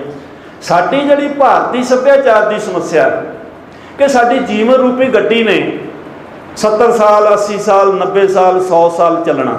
ਮੈਂ ਥੋੜ੍ਹਾ ਜਿਹਾ ਆਸ਼ਾਵਾਦੀ ਹਾਂ, ਵੈਸੇ ਮੈਂ 100 ਸਾਲ ਤੋਂ ਸ਼ੁਰੂ ਕਰਦਾ ਹੁੰਦਾ ਕਿ 100 ਸਾਲ ਦਾ ਆਸ਼ਾ ਰੱਖ ਕੇ ਚੱਲਣਾ ਚਾਹੀਦਾ, ਵੀ ਜਿਉਣਾ ਹੀ ਜਿਉਣਾ। ਸਾਡੇ ਸੜਕ ਵਿੱਚ ਸਪੀਡ ਬ੍ਰੇਕਰ ਨਹੀਂ ਬਣਾਏ, ਸਪੀਡ ਬ੍ਰੇਕਰਾਂ 'ਚ ਸੜਕ ਬਣਾਈ ਆ। 365 ਦਿਨ ਨੇ ਸਾਲ ਦੇ, ਤੇ 1365 ਤਰ੍ਹਾਂ ਦੇ ਸਾਡੇ ਹਿੰਦੁਸਤਾਨੀਆਂ ਦੇ ਅੰਧ ਵਿਸ਼ਵਾਸ ਨੇ। ਜਦੋਂ 365 ਦਿਨਾਂ 'ਚ 1365 ਤਰ੍ਹਾਂ ਦੇ ਅੰਧ ਵਿਸ਼ਵਾਸ ਹੋਣਗੇ, ਤੇ ਉਹਨਾਂ ਦਾ ਜਿਹੜੀ ਸਵੈ ਚੇਤਨਾ ਤੇ ਸ਼ਖਸੀਅਤ ਦਾ ਵਿਕਾਸ ਕਿਵੇਂ ਹੋਏਗਾ? ਜਾਤ ਪਾਤ, ਊਚ ਨੀਚ ਦੇ ਵਿਤਕਰਿਆਂ ਤੋਂ ਲੈ ਕੇ ਮੰਗਲਵਾਰ ਹੈ, ਵੀਰਵਾਰ ਹੈ, ਸ਼ਨੀਵਾਰ ਹੈ, ਬਿੱਲੀ ਦਾ ਕੱਟ ਗਈ, ਕੁੱਤਾ ਕੰਨ ਫਿੱਟ ਗਿਆ, ਲੰਬੜਦਾਰ ਮੱਥੇ ਲੱਗ ਗਿਆ, ਝੋਟਾ ਮੱਥੇ ਲੱਗ ਗਿਆ, ਪੰਡਤ ਮੱਥੇ ਲੱਗ ਗਿਆ, ਹੋਲੀਆਂ ਦੇ ਦਿਨ, ਸਰਾਧਾਂ ਦੇ ਦਿਨ, ਪੰਚਕਾਂ ਦੇ ਦਿਨ, ਸੂਰਜ ਗ੍ਰਹਿਣ ਲੱਗ ਗਿਆ, ਚੰਦਰਮਾ ਗ੍ਰਹਿਣ ਲੱਗ ਗਿਆ। ਜਿੰਨੇ ਅਸੀਂ ਨੁਕਤਿਆਂ ਵਿੱਚ ਫਸੇ ਹਾਂ, ਬੇਸਿਕਲੀ ਇਹ ਮਾਨਸਿਕ ਲੋਕਾਂ ਦਾ ਰੋਗ ਬਣ ਚੁੱਕਾ। ਇਸ ਵਕਤ ਕਰੋੜਾਂ ਰੁਪਏ ਦਾ ਵਪਾਰ ਬਣ ਚੁੱਕਾ ਵਪਾਰੀਆਂ ਵਾਸਤੇ, ਤੇ ਸਮਾਜ ਵਾਸਤੇ ਇੱਕ ਬਹੁਤ ਵੱਡਾ ਮਾਨਸਿਕ ਰੋਗ ਬਣ ਚੁੱਕਾ, ਔਰ ਬਹੁਤ ਵੱਡੇ ਸਪੀਡ ਬ੍ਰੇਕਰ ਬਣ ਚੁੱਕੇ ਆ। ਹੁਣ ਸ਼ਖਸੀਅਤ ਹੈ ਕੀ ਹੈ? ਹੁਣ ਨਾਂ ਰੱਖਿਆ ਹੋਵੇ ਸ਼ੇਰ ਸਿੰਘ, ਤੇ ਕੁੱਤੇ ਤੋਂ ਡਰਦਾ ਵਿਚਾਰਾ ਟਾਹਲੀ ਉਹਲੇ ਲੁਕਿਆ ਖੜਾ ਹੋਵੇ, ਤੇ ਬੇਇਨਸਾਫੀ ਆ, ਸ਼ਖਸੀਅਤ ਦੀ ਸਾਰੀ ਹੋ ਨਹੀਂ ਸਕਦੀ। ਤੁਹਾਡਾ ਨਾਂ ਸ਼ੇਰ ਹੋਵੇ, ਡਰਦੇ ਭੇਡ ਕੋਲੋਂ, ਨੈਚੁਰਲੀ ਹੈ ਕਿ ਸਹਿਜ ਭਾਵੀ ਜਿਹੜਾ ਮਨੁੱਖ ਦੀ ਸ਼ਖਸੀਅਤ, ਉਹਦੇ ਕਾਰ ਵਿਹਾਰ ਤੋਂ, ਜਿਵੇਂ ਆਪਾਂ ਕਹਿੰਦੇ ਸ਼ਖਸ ਕੀ ਹੈ, ਇਹ ਸਾਡਾ ਬਾਹਰੀ ਸਟਰਕਚਰ ਹੈਗਾ, ਇਹ ਤਾਂ ਸਾਡਾ ਸ਼ਖਸ ਹੈ। ਜਿਹੜੇ ਸਾਡੇ 'ਚ ਗੁਣ ਨੇ, ਚਾਹੇ ਉਹ ਬੋਲ ਚਾਲ ਦੇ ਨੇ, ਚਾਹੇ ਸਾਡੇ ਲੋਕਾਂ ਨਾਲ ਵਿਹਾਰ ਦੇ ਨੇ, ਚਾਹੇ ਅਸੀਂ ਸਮਾਜ ਵਿੱਚ ਕਿਵੇਂ ਵਿਚਰਦੇ ਹਾਂ, ਚਾਹੇ ਅਸੀਂ ਬੁੱਢਾ ਸਾਹਿਬ ਨੂੰ ਭਲਾਈ ਦੇ ਕੰਮ ਕਿੰਨੇ ਕਰਦੇ ਹਾਂ, ਚਾਹੇ ਅਸੀਂ ਰੁੱਖਾਂ ਪ੍ਰਤੀ, ਕੁਦਰਤ ਪ੍ਰਤੀ, ਕਾਦਰ ਪ੍ਰਤੀ, ਸਮਾਜ ਪ੍ਰਤੀ, ਹਰ ਪੱਖੋਂ ਚੇਤਨ ਕਿੰਨੇ, ਉਹ ਸਾਡੀ ਸ਼ਖਸੀਅਤ ਹੈ। ਉਹ ਜਿਹੜੀ ਸ਼ਖਸੀਅਤ ਹੈ, ਉਹਦੇ ਵਿੱਚ ਖਾਸ ਕਰਕੇ ਸਾਡੇ ਵਿਸ਼ਵਾਸਾਂ ਦਾ ਬਹੁਤ ਵੱਡਾ ਰੋਲ ਹੈ। ਜਦੋਂ ਅਸੀਂ 600 ਕਰੋੜ ਆਬਾਦੀ ਹੈ ਵਿਸ਼ਵ ਦੀ, ਜਦੋਂ ਅਸੀਂ ਉਹਨੂੰ ਜਾਂ ਅਸੀਂ ਵੱਖ-ਵੱਖ ਸੱਭਿਆਚਾਰਾਂ ਨੂੰ ਜਾਣਨ ਦੀ ਕੋਸ਼ਿਸ਼ ਕਰਾਂਗੇ, ਕਿਉਂਕਿ ਹਰ ਸੱਭਿਆਚਾਰ ਦੀਆਂ ਮਾਨਤਾਵਾਂ ਅਲੱਗ-ਅਲੱਗ ਹੁੰਦੀਆਂ ਨੇ। ਤੁਸੀਂ ਚੀਨੀਆਂ ਦੇ ਦੇਸ਼ 'ਚ ਜਾਓਗੇ ਨਾ, ਉੱਥੇ ਕਿਸੇ ਨੂੰ ਨਜ਼ਰ ਲੱਗਣ ਦਾ ਕੋਈ ਖਤਰਾ ਨਹੀਂ ਹੈ, ਸਾਰੇ ਚੀਨੇ ਇੱਕੋ ਜਿਹੇ ਨੇ, ਕਿਹਦੇ ਬੱਚੇ ਨੂੰ ਕਿਹਤੋਂ ਨਜ਼ਰ ਲੱਗ ਜੂਗੀ। ਤੁਸੀਂ ਅੰਗਰੇਜ਼ਾਂ ਦੇ ਦੇਸ਼ 'ਚ ਜਾਓਗੇ, ਉਹ ਸਾਰੇ ਹੀ ਗੋਰੇ ਨੇ, ਕਿਹਦੇ ਬੱਚੇ ਨੂੰ ਕਿਹਤੋਂ ਨਜ਼ਰ ਲੱਗ ਜਾਏਗੀ। ਤੁਸੀਂ ਅਫਰੀਕਾ 'ਚ ਜਾਓਗੇ, ਸਾਰੇ ਹੀ ਕਾਲੇ ਨੇ, ਕਿਹਦੀ ਨਜ਼ਰ ਕਿਹਨੂੰ ਲੱਗ ਜੂਗੀ। ਇੱਕ ਹਿੰਦੁਸਤਾਨ ਦੇ ਵਿੱਚ ਹੈ, ਇਹਨਾਂ ਦੇ ਘਰ ਨੂੰ ਵੀ ਨਜ਼ਰ ਲੱਗਦੀ, ਬੱਚੇ ਨੂੰ ਵੀ ਨਜ਼ਰ ਲੱਗਦੀ ਹੈ, ਹੋਰ ਕਿਸੇ ਮੁਲਕ ਵਿੱਚ ਨਜ਼ਰ ਨਹੀਂ ਲੱਗਦੀ। ਜਦੋਂ ਤੁਸੀਂ ਫਰਾਖ ਦਿਲੀ ਨਾਲ ਪੜ੍ਹੋਗੇ, ਮਤਲਬ ਕੁਝ ਹੁੰਦਾ ਵੀ ਅਸੀਂ ਸੰਕੀਰਨ ਸੋਚ ਨਾਲ ਪੜ੍ਹਦੇ ਹਾਂ, ਵੀ ਫਲਾਨਾ ਆਲੋਚਨਾ ਕਰ ਰਿਹਾ, ਉਹ ਇੱਕ ਕ੍ਰਿਸਚਨ ਹੈਗਾ ਤੇ ਸਿੱਖ ਸਮਝਦਾ ਵੀ ਨਹੀਂ ਯਾਰ ਉਹ ਗਲਤ ਕਰ ਰਿਹਾ, ਜੇ ਜਾਂ ਕੋਈ ਚੰਗੀ ਗੱਲ ਕੋਈ ਮੁਸਲਮਾਨ ਭਰਾ ਕਰ ਰਿਹਾ ਤੇ ਹਿੰਦੂ ਜਾਂ ਸਿੱਖ ਬੈਠਾ ਸੋਚਦਾ ਨਹੀਂ ਯਾਰ ਮੇਰੇ ਕੰਮ ਦੀ ਨਹੀਂ ਹੈਗੀ। ਦਰਅਸਲ ਇੰਝ ਨਹੀਂ ਹੁੰਦਾ। ਗਿਆਨ ਜਿਹੜਾ ਹੁੰਦਾ ਨਾ, ਗਿਆਨ ਸਭਨਾਂ ਲਈ ਸੂਰਜ ਚੰਦਰਮਾ ਹਵਾਵਾਂ ਦੀ ਤਰ੍ਹਾਂ ਬਾਰਿਸ਼ਾਂ ਦੀ ਤਰ੍ਹਾਂ ਸਾਂਝਾ ਹੁੰਦਾ। ਜਦੋਂ ਅਸੀਂ ਬਹੁਤ ਖੁੱਲ੍ਹੇ ਦਿਲ ਦੇ ਨਾਲ ਕਿਸੇ ਸੱਭਿਆਚਾਰ ਨੂੰ ਪੜ੍ਹਨ ਦੀ ਕੋਸ਼ਿਸ਼ ਕਰਦੇ ਹਾਂ, ਫਿਰ ਸਾਨੂੰ ਇੰਝ ਲੱਗਦਾ ਇਹ ਠੀਕ ਹੈ ਕਿ ਸਾਰੀਆਂ ਗੱਲਾਂ ਰੱਦ ਕਰਨ ਲਈ ਨਹੀਂ ਹੁੰਦੀਆਂ, ਕੁਝ ਗੱਲਾਂ ਸਿੱਖਿਆ ਦੇਣ ਵਾਸਤੇ ਵੱਡਿਆਂ ਵਡੇਰਿਆਂ ਨੇ ਇਹਦੇ ਪਿੱਛੇ ਵਹਿਮ ਵੀ ਖੜੇ ਕੀਤੇ ਹੁੰਦੇ ਆ, ਵਿਸ਼ਵਾਸ ਵੀ ਖੜੇ ਕੀਤੇ ਹੁੰਦੇ ਆ। ਜਿਵੇਂ ਪੰਜਾਬ ਦੇ ਵਿੱਚ ਪਿੱਪਲ ਬਾਰੇ ਜਾਂ ਬੋਹੜ ਬਾਰੇ ਕਿਹਾ ਜਾਂਦਾ ਕਿ ਇਹਦੇ ਲੱਕੜਾਂ ਦੀ ਅੱਗ ਬਾਲਣੀ ਮਹਾ ਪਾਪ ਹੈ। ਹੁਣ ਜਦੋਂ ਅਸੀਂ ਇਹਦਾ ਅਧਿਐਨ ਕਰਾਂਗੇ ਨਾ, ਇਹਨੂੰ ਕੰਡਾ ਕੋਈ ਨਹੀਂ ਹੈ ਤੇ ਇਹ ਸਾਂਝੀਆਂ ਥਾਵਾਂ ਤੇ ਹੁੰਦੇ ਨੇ। ਪਿੱਪਲ ਬੋਹੜ ਜਿਹੜੇ ਹੁੰਦੇ ਆਮ ਘਰਾਂ 'ਚ ਨਹੀਂ ਹੁੰਦੇ, ਚਰਾਇਆਂ 'ਚ ਹੁੰਦੇ ਨੇ। ਤੇ ਜੇ ਇਹਨਾਂ ਦੇ ਬੈਨ ਨਾ ਲਾਉਂਦੇ ਤੇ ਅਸੀਂ ਜਿਹੜੇ ਚੁੱਲ੍ਹਿਆਂ 'ਚ ਅੱਗ ਬਾਲਣ ਵਾਲੇ ਲੋਕ ਆ, ਅਸੀਂ ਤਾਂ ਬੋਹੜ ਪਿੱਪਲ ਛੱਡਣਾ ਹੀ ਕੋਈ ਨਹੀਂ ਸੀ। ਜਦੋਂ ਸਾਡੇ ਤੇ ਇਹ ਗੱਲ ਆ ਗਈ ਕਿ ਇਹ ਪਾਪ ਹੈ, ਅਸੀਂ ਪਾਪ ਨੂੰ ਮੁੱਖ ਰੱਖ ਕੇ ਬੂਟਿਆਂ ਨੂੰ ਜੀਵਤ ਰਹਿਣ ਦਿੱਤਾ। ਕੁਝ ਗੱਲਾਂ ਬਹੁਤ ਸੁਧਾਰਵਾਦੀ ਵੀ ਹੈਗੀਆਂ ਨੇ। ਮੈਂ ਹਰ ਗੱਲ ਨੂੰ ਇਸੇ ਲਈ ਕਹਿੰਦਾ ਹੁੰਦਾ ਕਿ ਉਹਦਾ ਅਧਿਐਨ ਉਹਦੇ ਪਿਛੋਕੜ ਵਿੱਚ ਜ਼ਰੂਰੀ ਹੈ। ਜਦੋਂ ਕਿਸੇ ਸਮੇਂ ਵਿੱਚ ਕੋਈ ਗੱਲ ਪ੍ਰਚਲਿਤ ਹੁੰਦੀ ਨਾ, ਉਹਦੇ ਪਿੱਛੇ ਕੋਈ ਸਿੱਖਿਆਦਾਇਕ ਗੱਲਾਂ ਛੁਪੀਆਂ ਹੁੰਦੀਆਂ ਨੇ। ਪੰਜਾਬ ਦੇ ਵਿੱਚ ਛੋਟੇ ਬੱਚੇ ਤੋਂ ਦੀ ਕਹਿੰਦੇ ਕਿ ਛਲਾਂਗ ਮਾਰ ਕੇ ਨਹੀਂ ਟੱਪੀ ਦਾ, ਕੱਦ ਛੋਟਾ ਰਹਿ ਜਾਂਦਾ। ਦਰਅਸਲ ਸਿੱਖਿਆ ਇਹ ਹੈਗੀ ਆ ਕਿ ਵੱਡਾ ਆਦਮੀ ਛੜੱਪਾ ਲੈਣ ਲੱਗਾ, ਅਗਰ ਉਹਦਾ ਪੈਰ ਤਿਲਕ ਗਿਆ ਤੇ ਛੋਟੇ ਬੱਚੇ ਦੇ ਉੱਤੇ ਡਿੱਗ ਪਿਆ ਤੇ ਉਹਦਾ ਛੋਟੇ ਦਾ ਨੁਕਸਾਨ ਹੋ ਜਾਣਾ। ਇਹ ਇੱਕ ਰੋਕਣ ਦੇ ਕੁਝ ਢੰਗ ਵੀ ਨੇ। ਇਹ ਸਾਡੇ ਸੂਤਕ ਪਾਤਕ ਨਾਲ ਵੀ ਕਈ ਗੱਲਾਂ ਚੰਗੀਆਂ ਵੀ ਜੁੜੀਆਂ ਨੇ ਕਿ ਇਹਨਾਂ ਘਰਾਂ ਵਿੱਚ ਇੰਨੇ ਦਿਨ ਤੱਕ ਪ੍ਰਵੇਸ਼ ਨਹੀਂ ਕਰਨਾ, ਕਿਉਂਕਿ ਕੁਝ ਰੋਗ ਜਿਹੜੇ ਛੂਤ ਤੋਂ ਇੱਕ ਦੂਜੇ ਤੋਂ ਪੈਦਾ ਹੋ ਜਾਂਦੇ ਸਨ। ਪਰ ਸਮਾਂ ਪਾ ਕੇ ਕੁਝ ਜਿਵੇਂ ਸੱਭਿਆਚਾਰ ਵਿੱਚ ਤਬਦੀਲੀਆਂ ਆਉਂਦੀਆਂ ਨੇ, ਮਨੁੱਖ ਨੂੰ ਆਪਣੀ ਸੋਚ ਵਿੱਚ ਤਬਦੀਲੀਆਂ ਕਰਨ ਦੀ ਵੀ ਲੋੜ ਪੈਂਦੀ ਹੈ। ਸਾਡੇ ਦੋ ਮੇਲੇ ਲੱਗਦੇ ਨੇ, ਇੱਕ ਜਰਗ ਦਾ ਮੇਲਾ, ਇੱਕ ਛਪਾਰ ਦਾ ਮੇਲਾ। ਅੱਜ ਵੀ ਲੱਗਦੇ ਨੇ ਲੁਧਿਆਣੇ ਜ਼ਿਲ੍ਹੇ ਵਿੱਚ। ਇਹ ਸਾਡੇ +2 ਦੇ ਸਿਲੇਬਸ ਵਿੱਚ ਪੰਜਾਬ ਬੋਰਡ ਨੇ ਪਾ ਵੀ ਦਿੱਤੇ। ਪਰ ਮੈਂ ਫਿਰ ਕਹਿੰਦਾ ਕਿ ਸਾਨੂੰ ਇਲਮ ਦੇਣ ਵਾਸਤੇ ਪਾਤੇ ਵੀ ਜਰਗ ਦੇ ਮੇਲੇ ਤੇ ਕੀ ਹੁੰਦਾ, ਖੋਤਿਆਂ ਦੀ ਪੂਜਾ ਹੁੰਦੀ। ਇੱਕ ਦਿਨ ਵਾਸਤੇ ਖੋਤਿਆਂ ਨੂੰ ਸ਼ਿੰਗਾਰ ਕੇ ਲਿਜਾਂਦੇ ਨੇ, ਉਹਨਾਂ ਨੂੰ ਗੁਲਗੁਲੇ ਚਾਰਦੇ ਨੇ, ਫੁਲਕਾਰੀਆਂ ਦਿੰਦੇ ਨੇ, ਬਸ। ਛਪਾਰ ਦੇ ਮੇਲੇ ਤੇ ਕੀ ਹੁੰਦਾ, ਸੱਪਾਂ ਦੀ ਪੂਜਾ ਹੁੰਦੀ ਹੈ। ਕਦੀ ਕਿਸੇ ਬੱਚੇ ਨੇ ਸਵਾਲ ਨਹੀਂ ਕੀਤਾ। ਜਿਹੜੀ ਇੱਥੇ ਖਾਸ ਕਰਕੇ ਆਪਾਂ ਜਿਹੜੀ ਚੇਂਜ ਕਰ ਰਹੇ ਹਾਂ ਨਾ, ਕਿ ਬੱਚਾ ਵੀ ਇੱਕ ਅੱਗੋਂ ਸਵਾਲ ਕਰੇ। ਜਦੋਂ ਉਹ ਸਵਾਲ ਕਰੇਗਾ, ਜਿੰਨੇ ਪ੍ਰਸ਼ਨ ਜ਼ਿਆਦਾ ਪੈਦਾ ਹੋਣਗੇ ਓਨਾ ਹੀ ਗਿਆਨ ਵਿੱਚ ਜ਼ਿਆਦਾ ਵਾਧਾ ਹੋਏਗਾ। ਸਿਰਫ ਜਿਹੜਾ ਸੁਣਨ ਨਾਲ ਇੱਕ ਸੀਮਾ ਹੁੰਦੀ, ਸੁਣਾਉਣ ਵਾਲੇ ਦੀ ਵੀ ਸੀਮਾ ਹੁੰਦੀ ਆ। ਮੈਂ ਲੰਬਾ ਸਿਰ ਪੜ੍ਹਾਉਂਦਾ ਰਿਹਾ, ਜਦੋਂ ਮੈਂ ਬੱਚਿਆਂ ਨੂੰ ਪੁੱਛਣਾ ਕਿ ਇਦੋਂ ਅੱਗੇ ਸਵਾਲ, ਹੁਣ ਜਰਗ ਦੇ ਮੇਲੇ ਤੇ ਖੋਤਿਆਂ ਦੀ ਪੂਜਾ ਕਿਉਂ ਹੁੰਦੀ ਹੈ, ਦੂਜਾ ਸਵਾਲ ਆ। ਪਹਿਲੇ ਦਾ ਉੱਤਰ ਤੇ ਹੋ ਗਿਆ 5 ਨੰਬਰ ਦਾ। ਜਿਨ੍ਹਾਂ ਦਿਨਾਂ ਵਿੱਚ ਹਿੰਦੁਸਤਾਨ ਦੇ ਵਿੱਚ ਇਹ ਇੱਕ ਬਿਮਾਰੀ ਪੈਦਾ ਹੁੰਦੀ ਸੀ ਜਿਹਨੂੰ ਭਾਰਤੀ ਕਹਿੰਦੇ ਸੀ ਮਾਤਾ ਨਿਕਲਣਾ, ਉਹਦਾ ਹੀ ਅੰਗਰੇਜ਼ਾਂ ਨੇ ਨਾਮ ਰੱਖਿਆ ਸਮਾਲ ਪੌਕਸ, ਮਤਲਬ ਛੋਟੇ ਫੋੜੇ। ਉਹਨਾਂ ਦਿਨਾਂ ਵਿੱਚ ਭਾਰਤੀ ਲੋਕਾਂ ਨੇ ਇੱਕ ਦੇਵੀ ਮਿਥ ਲਈ ਕਿ ਇਸ ਦੇਵੀ ਦੀ ਸਵਾਰੀ ਜਿਹੜੀ ਆ ਖੋਤੇ ਦੀ ਆ, ਜਿਹਦੇ ਤੋਂ ਰੋਗ ਪੈਦਾ ਹੁੰਦੇ ਨੇ, ਤੇ ਤੁਸੀਂ ਖੋਤੇ ਨੂੰ ਇੱਕ ਦਿਨ ਵਾਸਤੇ ਪੂਜਾ ਕਰਕੇ ਉਹਦੀ ਪੂਰਾ ਕਰੋ, ਆਦਰ ਸਤਿਕਾਰ ਕਰੋ। ਖੋਤਾ ਅੱਗੇ ਅਪਰੋਚ ਕਰੇਗਾ ਦੇਵੀ ਤੱਕ, ਤਾਂ ਕਿ ਤੁਹਾਡੇ ਘਰ ਵਿੱਚ ਬਿਮਾਰੀ ਪੈਦਾ ਨਹੀਂ ਹੋਵੇਗੀ। ਮੈਂ ਕਹਿੰਦਾ ਰਿਸ਼ਵਤ ਸਾਡੇ ਮੁਲਕ 'ਚ ਅੱਜ ਭ੍ਰਿਸ਼ਟਾਚਾਰ ਬਹੁਤ ਹੈ, ਪਰ ਅਸੀਂ ਹਿੰਦੁਸਤਾਨੀ ਤੇ ਸੈਂਕੜੇ ਸਾਲਾਂ ਤੋਂ ਖੋਤੇ ਨੂੰ ਰਿਸ਼ਵਤ ਹੀ ਦੇਣਾ, ਹੋਰ ਕੀ ਕਰਨਾ। 364 ਦਿਨ ਕੁੱਟਦੇ ਆ ਤੇ 365ਵੇਂ ਦਿਨ ਅਸੀਂ ਮਿੱਠੇ ਗੁਲਗੁਲੇ ਖਵਾ ਕੇ ਉਹਨੂੰ ਵਰਾਉਣ ਦੀ ਕੋਸ਼ਿਸ਼ ਕਰਦੇ ਹਾਂ। ਹੁਣ ਉਹ ਬਿਮਾਰੀ ਅੱਜ ਖਤਮ ਹੋ ਗਈ। ਇਹ ਉਸ ਸਮੇਂ ਪਹਾੜਾਂ 'ਚ ਉਦੋਂ ਵੀ ਬਿਮਾਰੀ ਨਹੀਂ ਸੀ, ਕਿਉਂਕਿ ਉਹ ਇੱਕ ਪਹਾੜੀ ਬਾਰਿਸ਼ਾਂ ਤੇ ਜਿੱਥੇ ਪਹਾੜਾਂ ਤੋਂ ਠੰਡੇ ਪਾਣੀ ਦੀ ਧਾਰ ਦੇ ਨਾਲ ਬੱਚੇ ਨੂੰ ਬਾਏ ਬਰਥ ਉਹਦੀ ਧੁੰਨੀ ਤੋਂ, ਇਹ ਕਹਿੰਦੇ ਜਿਹੜੀ ਮੈਲ ਆ ਉਹਦੇ ਤੋਂ ਰੋਗ ਪੈਦਾ ਹੁੰਦਾ ਸੀ। ਇਹ ਮੈਲ ਹੌਲੀ ਹੌਲੀ ਜ਼ਹਿਰ ਬਣ ਕੇ ਪਿਲਕਰਿਆਂ ਦੇ ਰੂਪ ਵਿੱਚ ਸਰੀਰ ਤੋਂ ਬਾਹਰ ਆਉਂਦੀ ਸੀ। ਸਾਡੇ ਭਾਰਤੀ ਛੇਤੀ ਕੀਤੇ ਅਧਿਐਨ ਘੱਟ ਕਰਦੇ ਆ, ਕੋਈ ਨਾ ਕੋਈ ਦੇਵੀ ਦੇਵਤਾ ਮਿੱਥ ਕੇ ਪੂਜਣਾ ਸ਼ੁਰੂ ਕਰ ਦਿੰਦੇ। ਅੱਜ ਪਤਾ ਸਾਰੇ ਬੱਚਿਆਂ ਨੂੰ ਕਿ ਸੱਪਾਂ ਦੀਆਂ 2500 ਜਾਤੀਆਂ ਨੇ, 2-4% ਜ਼ਹਿਰੀਲੇ ਨੇ। ਸੰਸਾਰ ਦੇ ਵਿੱਚ ਬਹੁਤ ਸਾਰੇ ਲੋਕ ਸੱਪ ਖਾਂਦੇ ਨੇ, ਪਰ ਪੰਜਾਬ ਵਿੱਚ ਅੱਜ ਵੀ ਇੱਕ ਪਾਸੇ ਸੱਪ ਪੂਜਿਆ ਜਾਂਦਾ। ਇਹ ਜਿਹੜੇ ਛੋਟੇ ਛੋਟੇ ਮਨਾਂ ਵਿੱਚ ਜਿਹੜੇ ਅੰਧ ਵਿਸ਼ਵਾਸ ਹੁੰਦੇ, ਖਾਸ ਕਰਕੇ ਜਿਵੇਂ ਹੁਣੇ ਗ੍ਰਸਤੀ ਜੀਵਨ ਬਾਰੇ ਦੱਸ ਕੇ ਗਏ ਨੇ। ਹੁਣ ਕਈ ਮਜ਼ਹਬਾਂ ਵਿੱਚ ਟੇਵੇ ਬਣਾਏ ਜਾਂਦੇ ਨੇ, ਕਈ ਮਜ਼ਹਬਾਂ ਵਿੱਚ ਮੰਗਲੀਕ ਦਾ ਭਰਮ ਕੀਤਾ ਜਾਂਦਾ। ਇਹ ਲੜਕਾ ਮੰਗਲੀਕ ਆ, ਲੜਕੀ ਮੰਗਲੀਕ ਆ, ਮੰਗਲੀਕ ਦੀ ਮੰਗਲੀਕ ਨਾਲ ਸ਼ਾਦੀ ਹੋਏਗੀ। ਦਰਅਸਲ ਜਿਹੜਾ ਗ੍ਰਸਤ ਹੈ ਵਿਚਾਰਾਂ ਤੇ ਨਿਰਭਰ ਹੈ। ਮੈਨੂੰ ਰਜਬ ਕਵੀ ਦੀ ਮੈਂ ਤੁਹਾਨੂੰ ਕਵਿਤਾ ਜ਼ਰੂਰ, 2 ਭਗਤ ਨੇ, ਕਹਿੰਦਾ ਕਿ ਚੰਗਾ ਗ੍ਰਸਤੀ ਕਿਹੜਾ ਹੋ ਸਕਦਾ, ਆਸ਼ਾ ਇਸ਼ਟ ਉਪਾਸ਼ਨਾ ਖਾਣ ਪਾਣ ਪਹਿਰਾਣ ਖਸ਼ਟ ਲੱਛਣ ਜਿਹੇ ਰਜਬ ਮਿਲੇ ਤਾਹੇ ਸਮਰਤਮ ਜਾਣ। ਕਹਿੰਦੇ ਜੇ ਪਤੀ ਪਤਨੀ ਦਾ ਆਸ਼ਾ ਇੱਕ ਹੋਏਗਾ, ਇਸ਼ਟ ਇੱਕ ਹੋਏਗਾ, ਖਾਣ ਤੇ ਪੀਣ ਦੀ ਇੱਕ ਦੂਜੇ ਪ੍ਰਤੀ ਸਾਂਝ ਹੋਏਗੀ, ਪਹਿਨਣਾ ਇੱਕ ਹੋਏਗਾ। ਤਦ ਜੇ 6 ਲੱਛਣ ਮਿਲਦੇ ਹੋਣਗੇ ਤੇ ਉਹਨਾਂ ਦਾ ਸਫਲ ਗ੍ਰਸਤ ਹੋਏਗਾ। ਜੇ ਆਸ਼ਾ ਵੀ ਇੱਕ ਨਹੀਂ, ਇਸ਼ਟ ਵੀ ਇੱਕ ਨਹੀਂ, ਉਪਾਸਨਾ ਵੀ ਇੱਕ ਨਹੀਂ, ਇੱਕ ਨੂੰ ਨਸ਼ਿਆਂ ਤੋਂ ਨਫ਼ਰਤ ਹੈ ਤੇ ਦੂਜਾ ਨਸ਼ੇ 'ਚ ਟੁੱਲ ਹੋ ਕੇ ਘਰੇ ਆ ਜਾਂਦਾ, ਤੇ ਫਿਰ ਤਾਂ ਪੰਜਾਬੀ 'ਚ ਕਹਿੰਦੇ ਵੀ ਜੁੱਤੀ ਸੋਟਾ ਖੜਕੇਗਾ, ਫਿਰ ਉਹ ਗ੍ਰਸਤੀ ਸਫਲ ਨਹੀਂ ਹੋ ਸਕਦਾ। ਇਹਦੇ ਟੇਵੇ ਨਾਲੋਂ ਜ਼ਿਆਦਾ ਉਹਨਾਂ ਦੀ ਮਾਨਸਿਕ ਸਥਿਤੀ ਜਿਹੜੀ ਆ, ਜਾਂ ਉਹਨਾਂ ਦੀ ਉਮਰ ਦਾ, ਉਹਨਾਂ ਦੀ ਵਿੱਦਿਆ ਦਾ। ਇੱਕ ਪ੍ਰੋਫੈਸਰ ਸਾਹਿਬ ਨੇ ਲਿਖਿਆ ਸੀ ਕਿ ਮੇਰੀ ਇੱਕ ਸਟੂਡੈਂਟ ਸੀ ਐਮਐਸਸੀ ਕਰਕੇ, ਤੇ ਉਹ ਕਹਿੰਦੀ ਵੀ ਇੱਕ ਬਾਹਰੋਂ ਆਇਆ ਕੋਈ, ਉਹ +2 ਪਾਸ ਆ ਤੇ ਸਾਡੀ ਮੈਰਿਜ ਹੋਣ ਲੱਗੀ ਆ। ਉਹ ਕਹਿੰਦਾ ਤੂੰ ਫਿਰ ਨਲਾਇਕ ਦੀ ਨਲਾਇਕ ਹੀ ਰਹਿ ਗਈ, ਐਮਐਸਸੀ ਕਰਕੇ +2 ਪਾਸ ਨਾਲ ਜਦੋਂ ਮੈਰਿਜ ਕਰਾਏਂਗੀ ਤੇ ਉਹਨੇ, ਤੂੰ ਐਮਐਸਸੀ ਆ, ਉਹ +2 ਆ, ਪਰ ਤੈਨੂੰ ਕੁੱਟਣਾ ਉਹਨੇ ਫਿਰ ਆਪਦਾ ਧਰਮ ਹੀ ਸਮਝਣਾ ਵੀ ਮੇਰਾ +2 ਵਾਲੇ ਦਾ ਦਬਦਬਾ ਤੇ ਜ਼ਿਆਦਾ ਹੋਣਾ ਚਾਹੀਦਾ। ਉਹ ਜਿਹੜੀ ਸਮਾਜਿਕ ਦੀ ਵਿਤਕਰਾ ਹੈ ਕਿ ਉਹਨਾਂ ਦੇ ਖਿਆਲਾਤ ਨਹੀਂ ਰਲ ਸਕਦੇ, ਉਹਨਾਂ ਦੀ ਵਿਚਾਰਧਾਰਾ ਨਹੀਂ ਰਲ ਸਕਦੀ, ਉਹਨਾਂ ਦਾ ਜਿਹੜਾ ਗੈਪ ਨਹੀਂ ਰਲ ਸਕਦਾ, ਇਹਦੇ ਨਾਲੋਂ ਟੇਵਿਆਂ ਨਾਲੋਂ ਜਾਂ ਪੱਤਰੀਆਂ ਦੇ ਨਾਲੋਂ ਜ਼ਿਆਦਾ ਲੋੜ ਹੈਗੀ ਆ ਕਿ ਉਹਨਾਂ ਦੀ ਉਮਰ ਦੀ, ਉਹਨਾਂ ਦੀ ਅਕੈਡਮਿਕ ਲੈਵਲ ਦੀ, ਉਹਨਾਂ ਦੇ ਵਿਚਾਰਾਂ ਦੀ ਲੈਵਲ ਦੀ। ਸਮਾਜ ਬਹੁਤ ਸਾਰੀਆਂ ਗੱਲਾਂ ਵਿੱਚ ਭਰਮ ਕਰਦਾ। ਗੁਰੂ ਸਾਹਿਬ ਕਹਿੰਦੇ ਕਿ ਜਿਉਂ ਅੰਧੇਰਾ ਦੀਪਕ ਬਾਲੀਐ, ਤਿਉਂ ਗੁਰ ਗਿਆਨ ਅਗਿਆਨ ਤਜਾਏ। ਹਨੇਰੇ ਦੀ ਹੋਂਦ ਕੋਈ ਨਹੀਂ, ਚਾਨਣ ਦੀ ਅਣਹੋਂਦ ਹੈ। ਅਗਿਆਨਤਾ ਦੀ ਹੋਂਦ ਕੋਈ ਨਹੀਂ, ਗਿਆਨ ਦੀ ਅਣਹੋਂਦ ਹੈ। ਇੱਕ ਭਗਤ ਬਾਣੀ ਵਿੱਚ ਮਾਧਵੇ ਕਹੋ ਕਹੀਏ ਭਰਮ ਐਸਾ, ਜੈਸਾ ਮਾਨੀਏ ਹੋਏ ਨਾ ਤੈਸਾ। ਕਹਿੰਦੇ ਆਪਾਂ ਕਹਿੰਦੇ ਭਰਮ ਇਹੋ ਜਿਹਾ, ਜਿਹੋ ਜਿਹਾ ਤੁਸੀਂ ਮੰਨਦੇ ਉਹੋ ਜਿਹਾ ਹੈ ਨਹੀਂ ਹੈ। ਰਾਤ ਦੇ ਹਨੇਰੇ ਵਿੱਚ ਤੁਹਾਨੂੰ ਰੱਸਾ ਪਿਆ ਵੀ ਸੱਪ ਵਰਗਾ ਲੱਗਦਾ, ਪਰ ਜਦੋਂ ਦਿਨ ਚੜ੍ਹਦਾ ਤੁਸੀਂ ਕਹਿੰਦੇ ਇਹ ਤਾਂ ਕੱਟੇ ਦਾ ਰੱਸਾ ਹੀ ਹੈ, ਜਾਂ ਮੱਝ ਦਾ ਸੰਗਲੀ ਰਾਤੀ ਸਾਰੀ ਰਾਤ ਇਹਨੂੰ ਸੱਪ ਹੀ ਸਮਝੀ ਗਏ।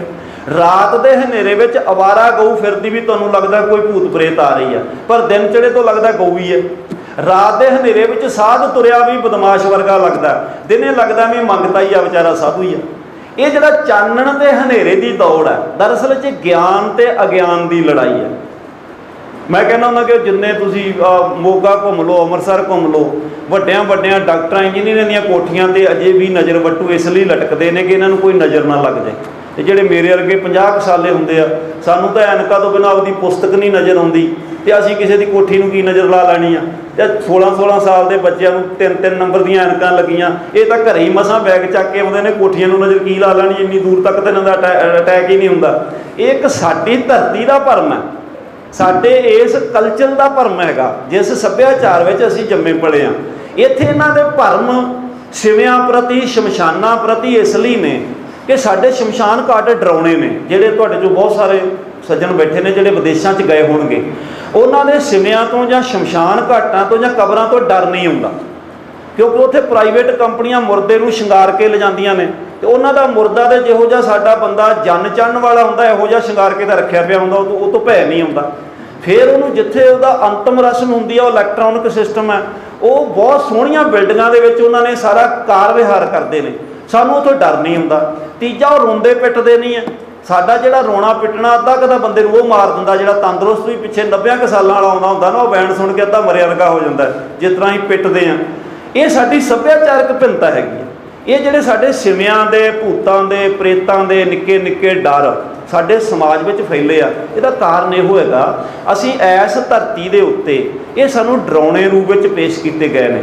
ਓਵਰਆਲ ਜਿਵੇਂ ਮਨੁੱਖ ਦਾ ਗਿਆਨ ਵੱਧਦਾ, ਉਹਨੂੰ ਲੱਗਦਾ ਕਿ ਇਹਦੇ ਪਿੱਛੇ ਹਰ ਗੱਲ ਦੇ ਕਾਰਨ ਕੋਈ ਹੋਰ ਹੈ।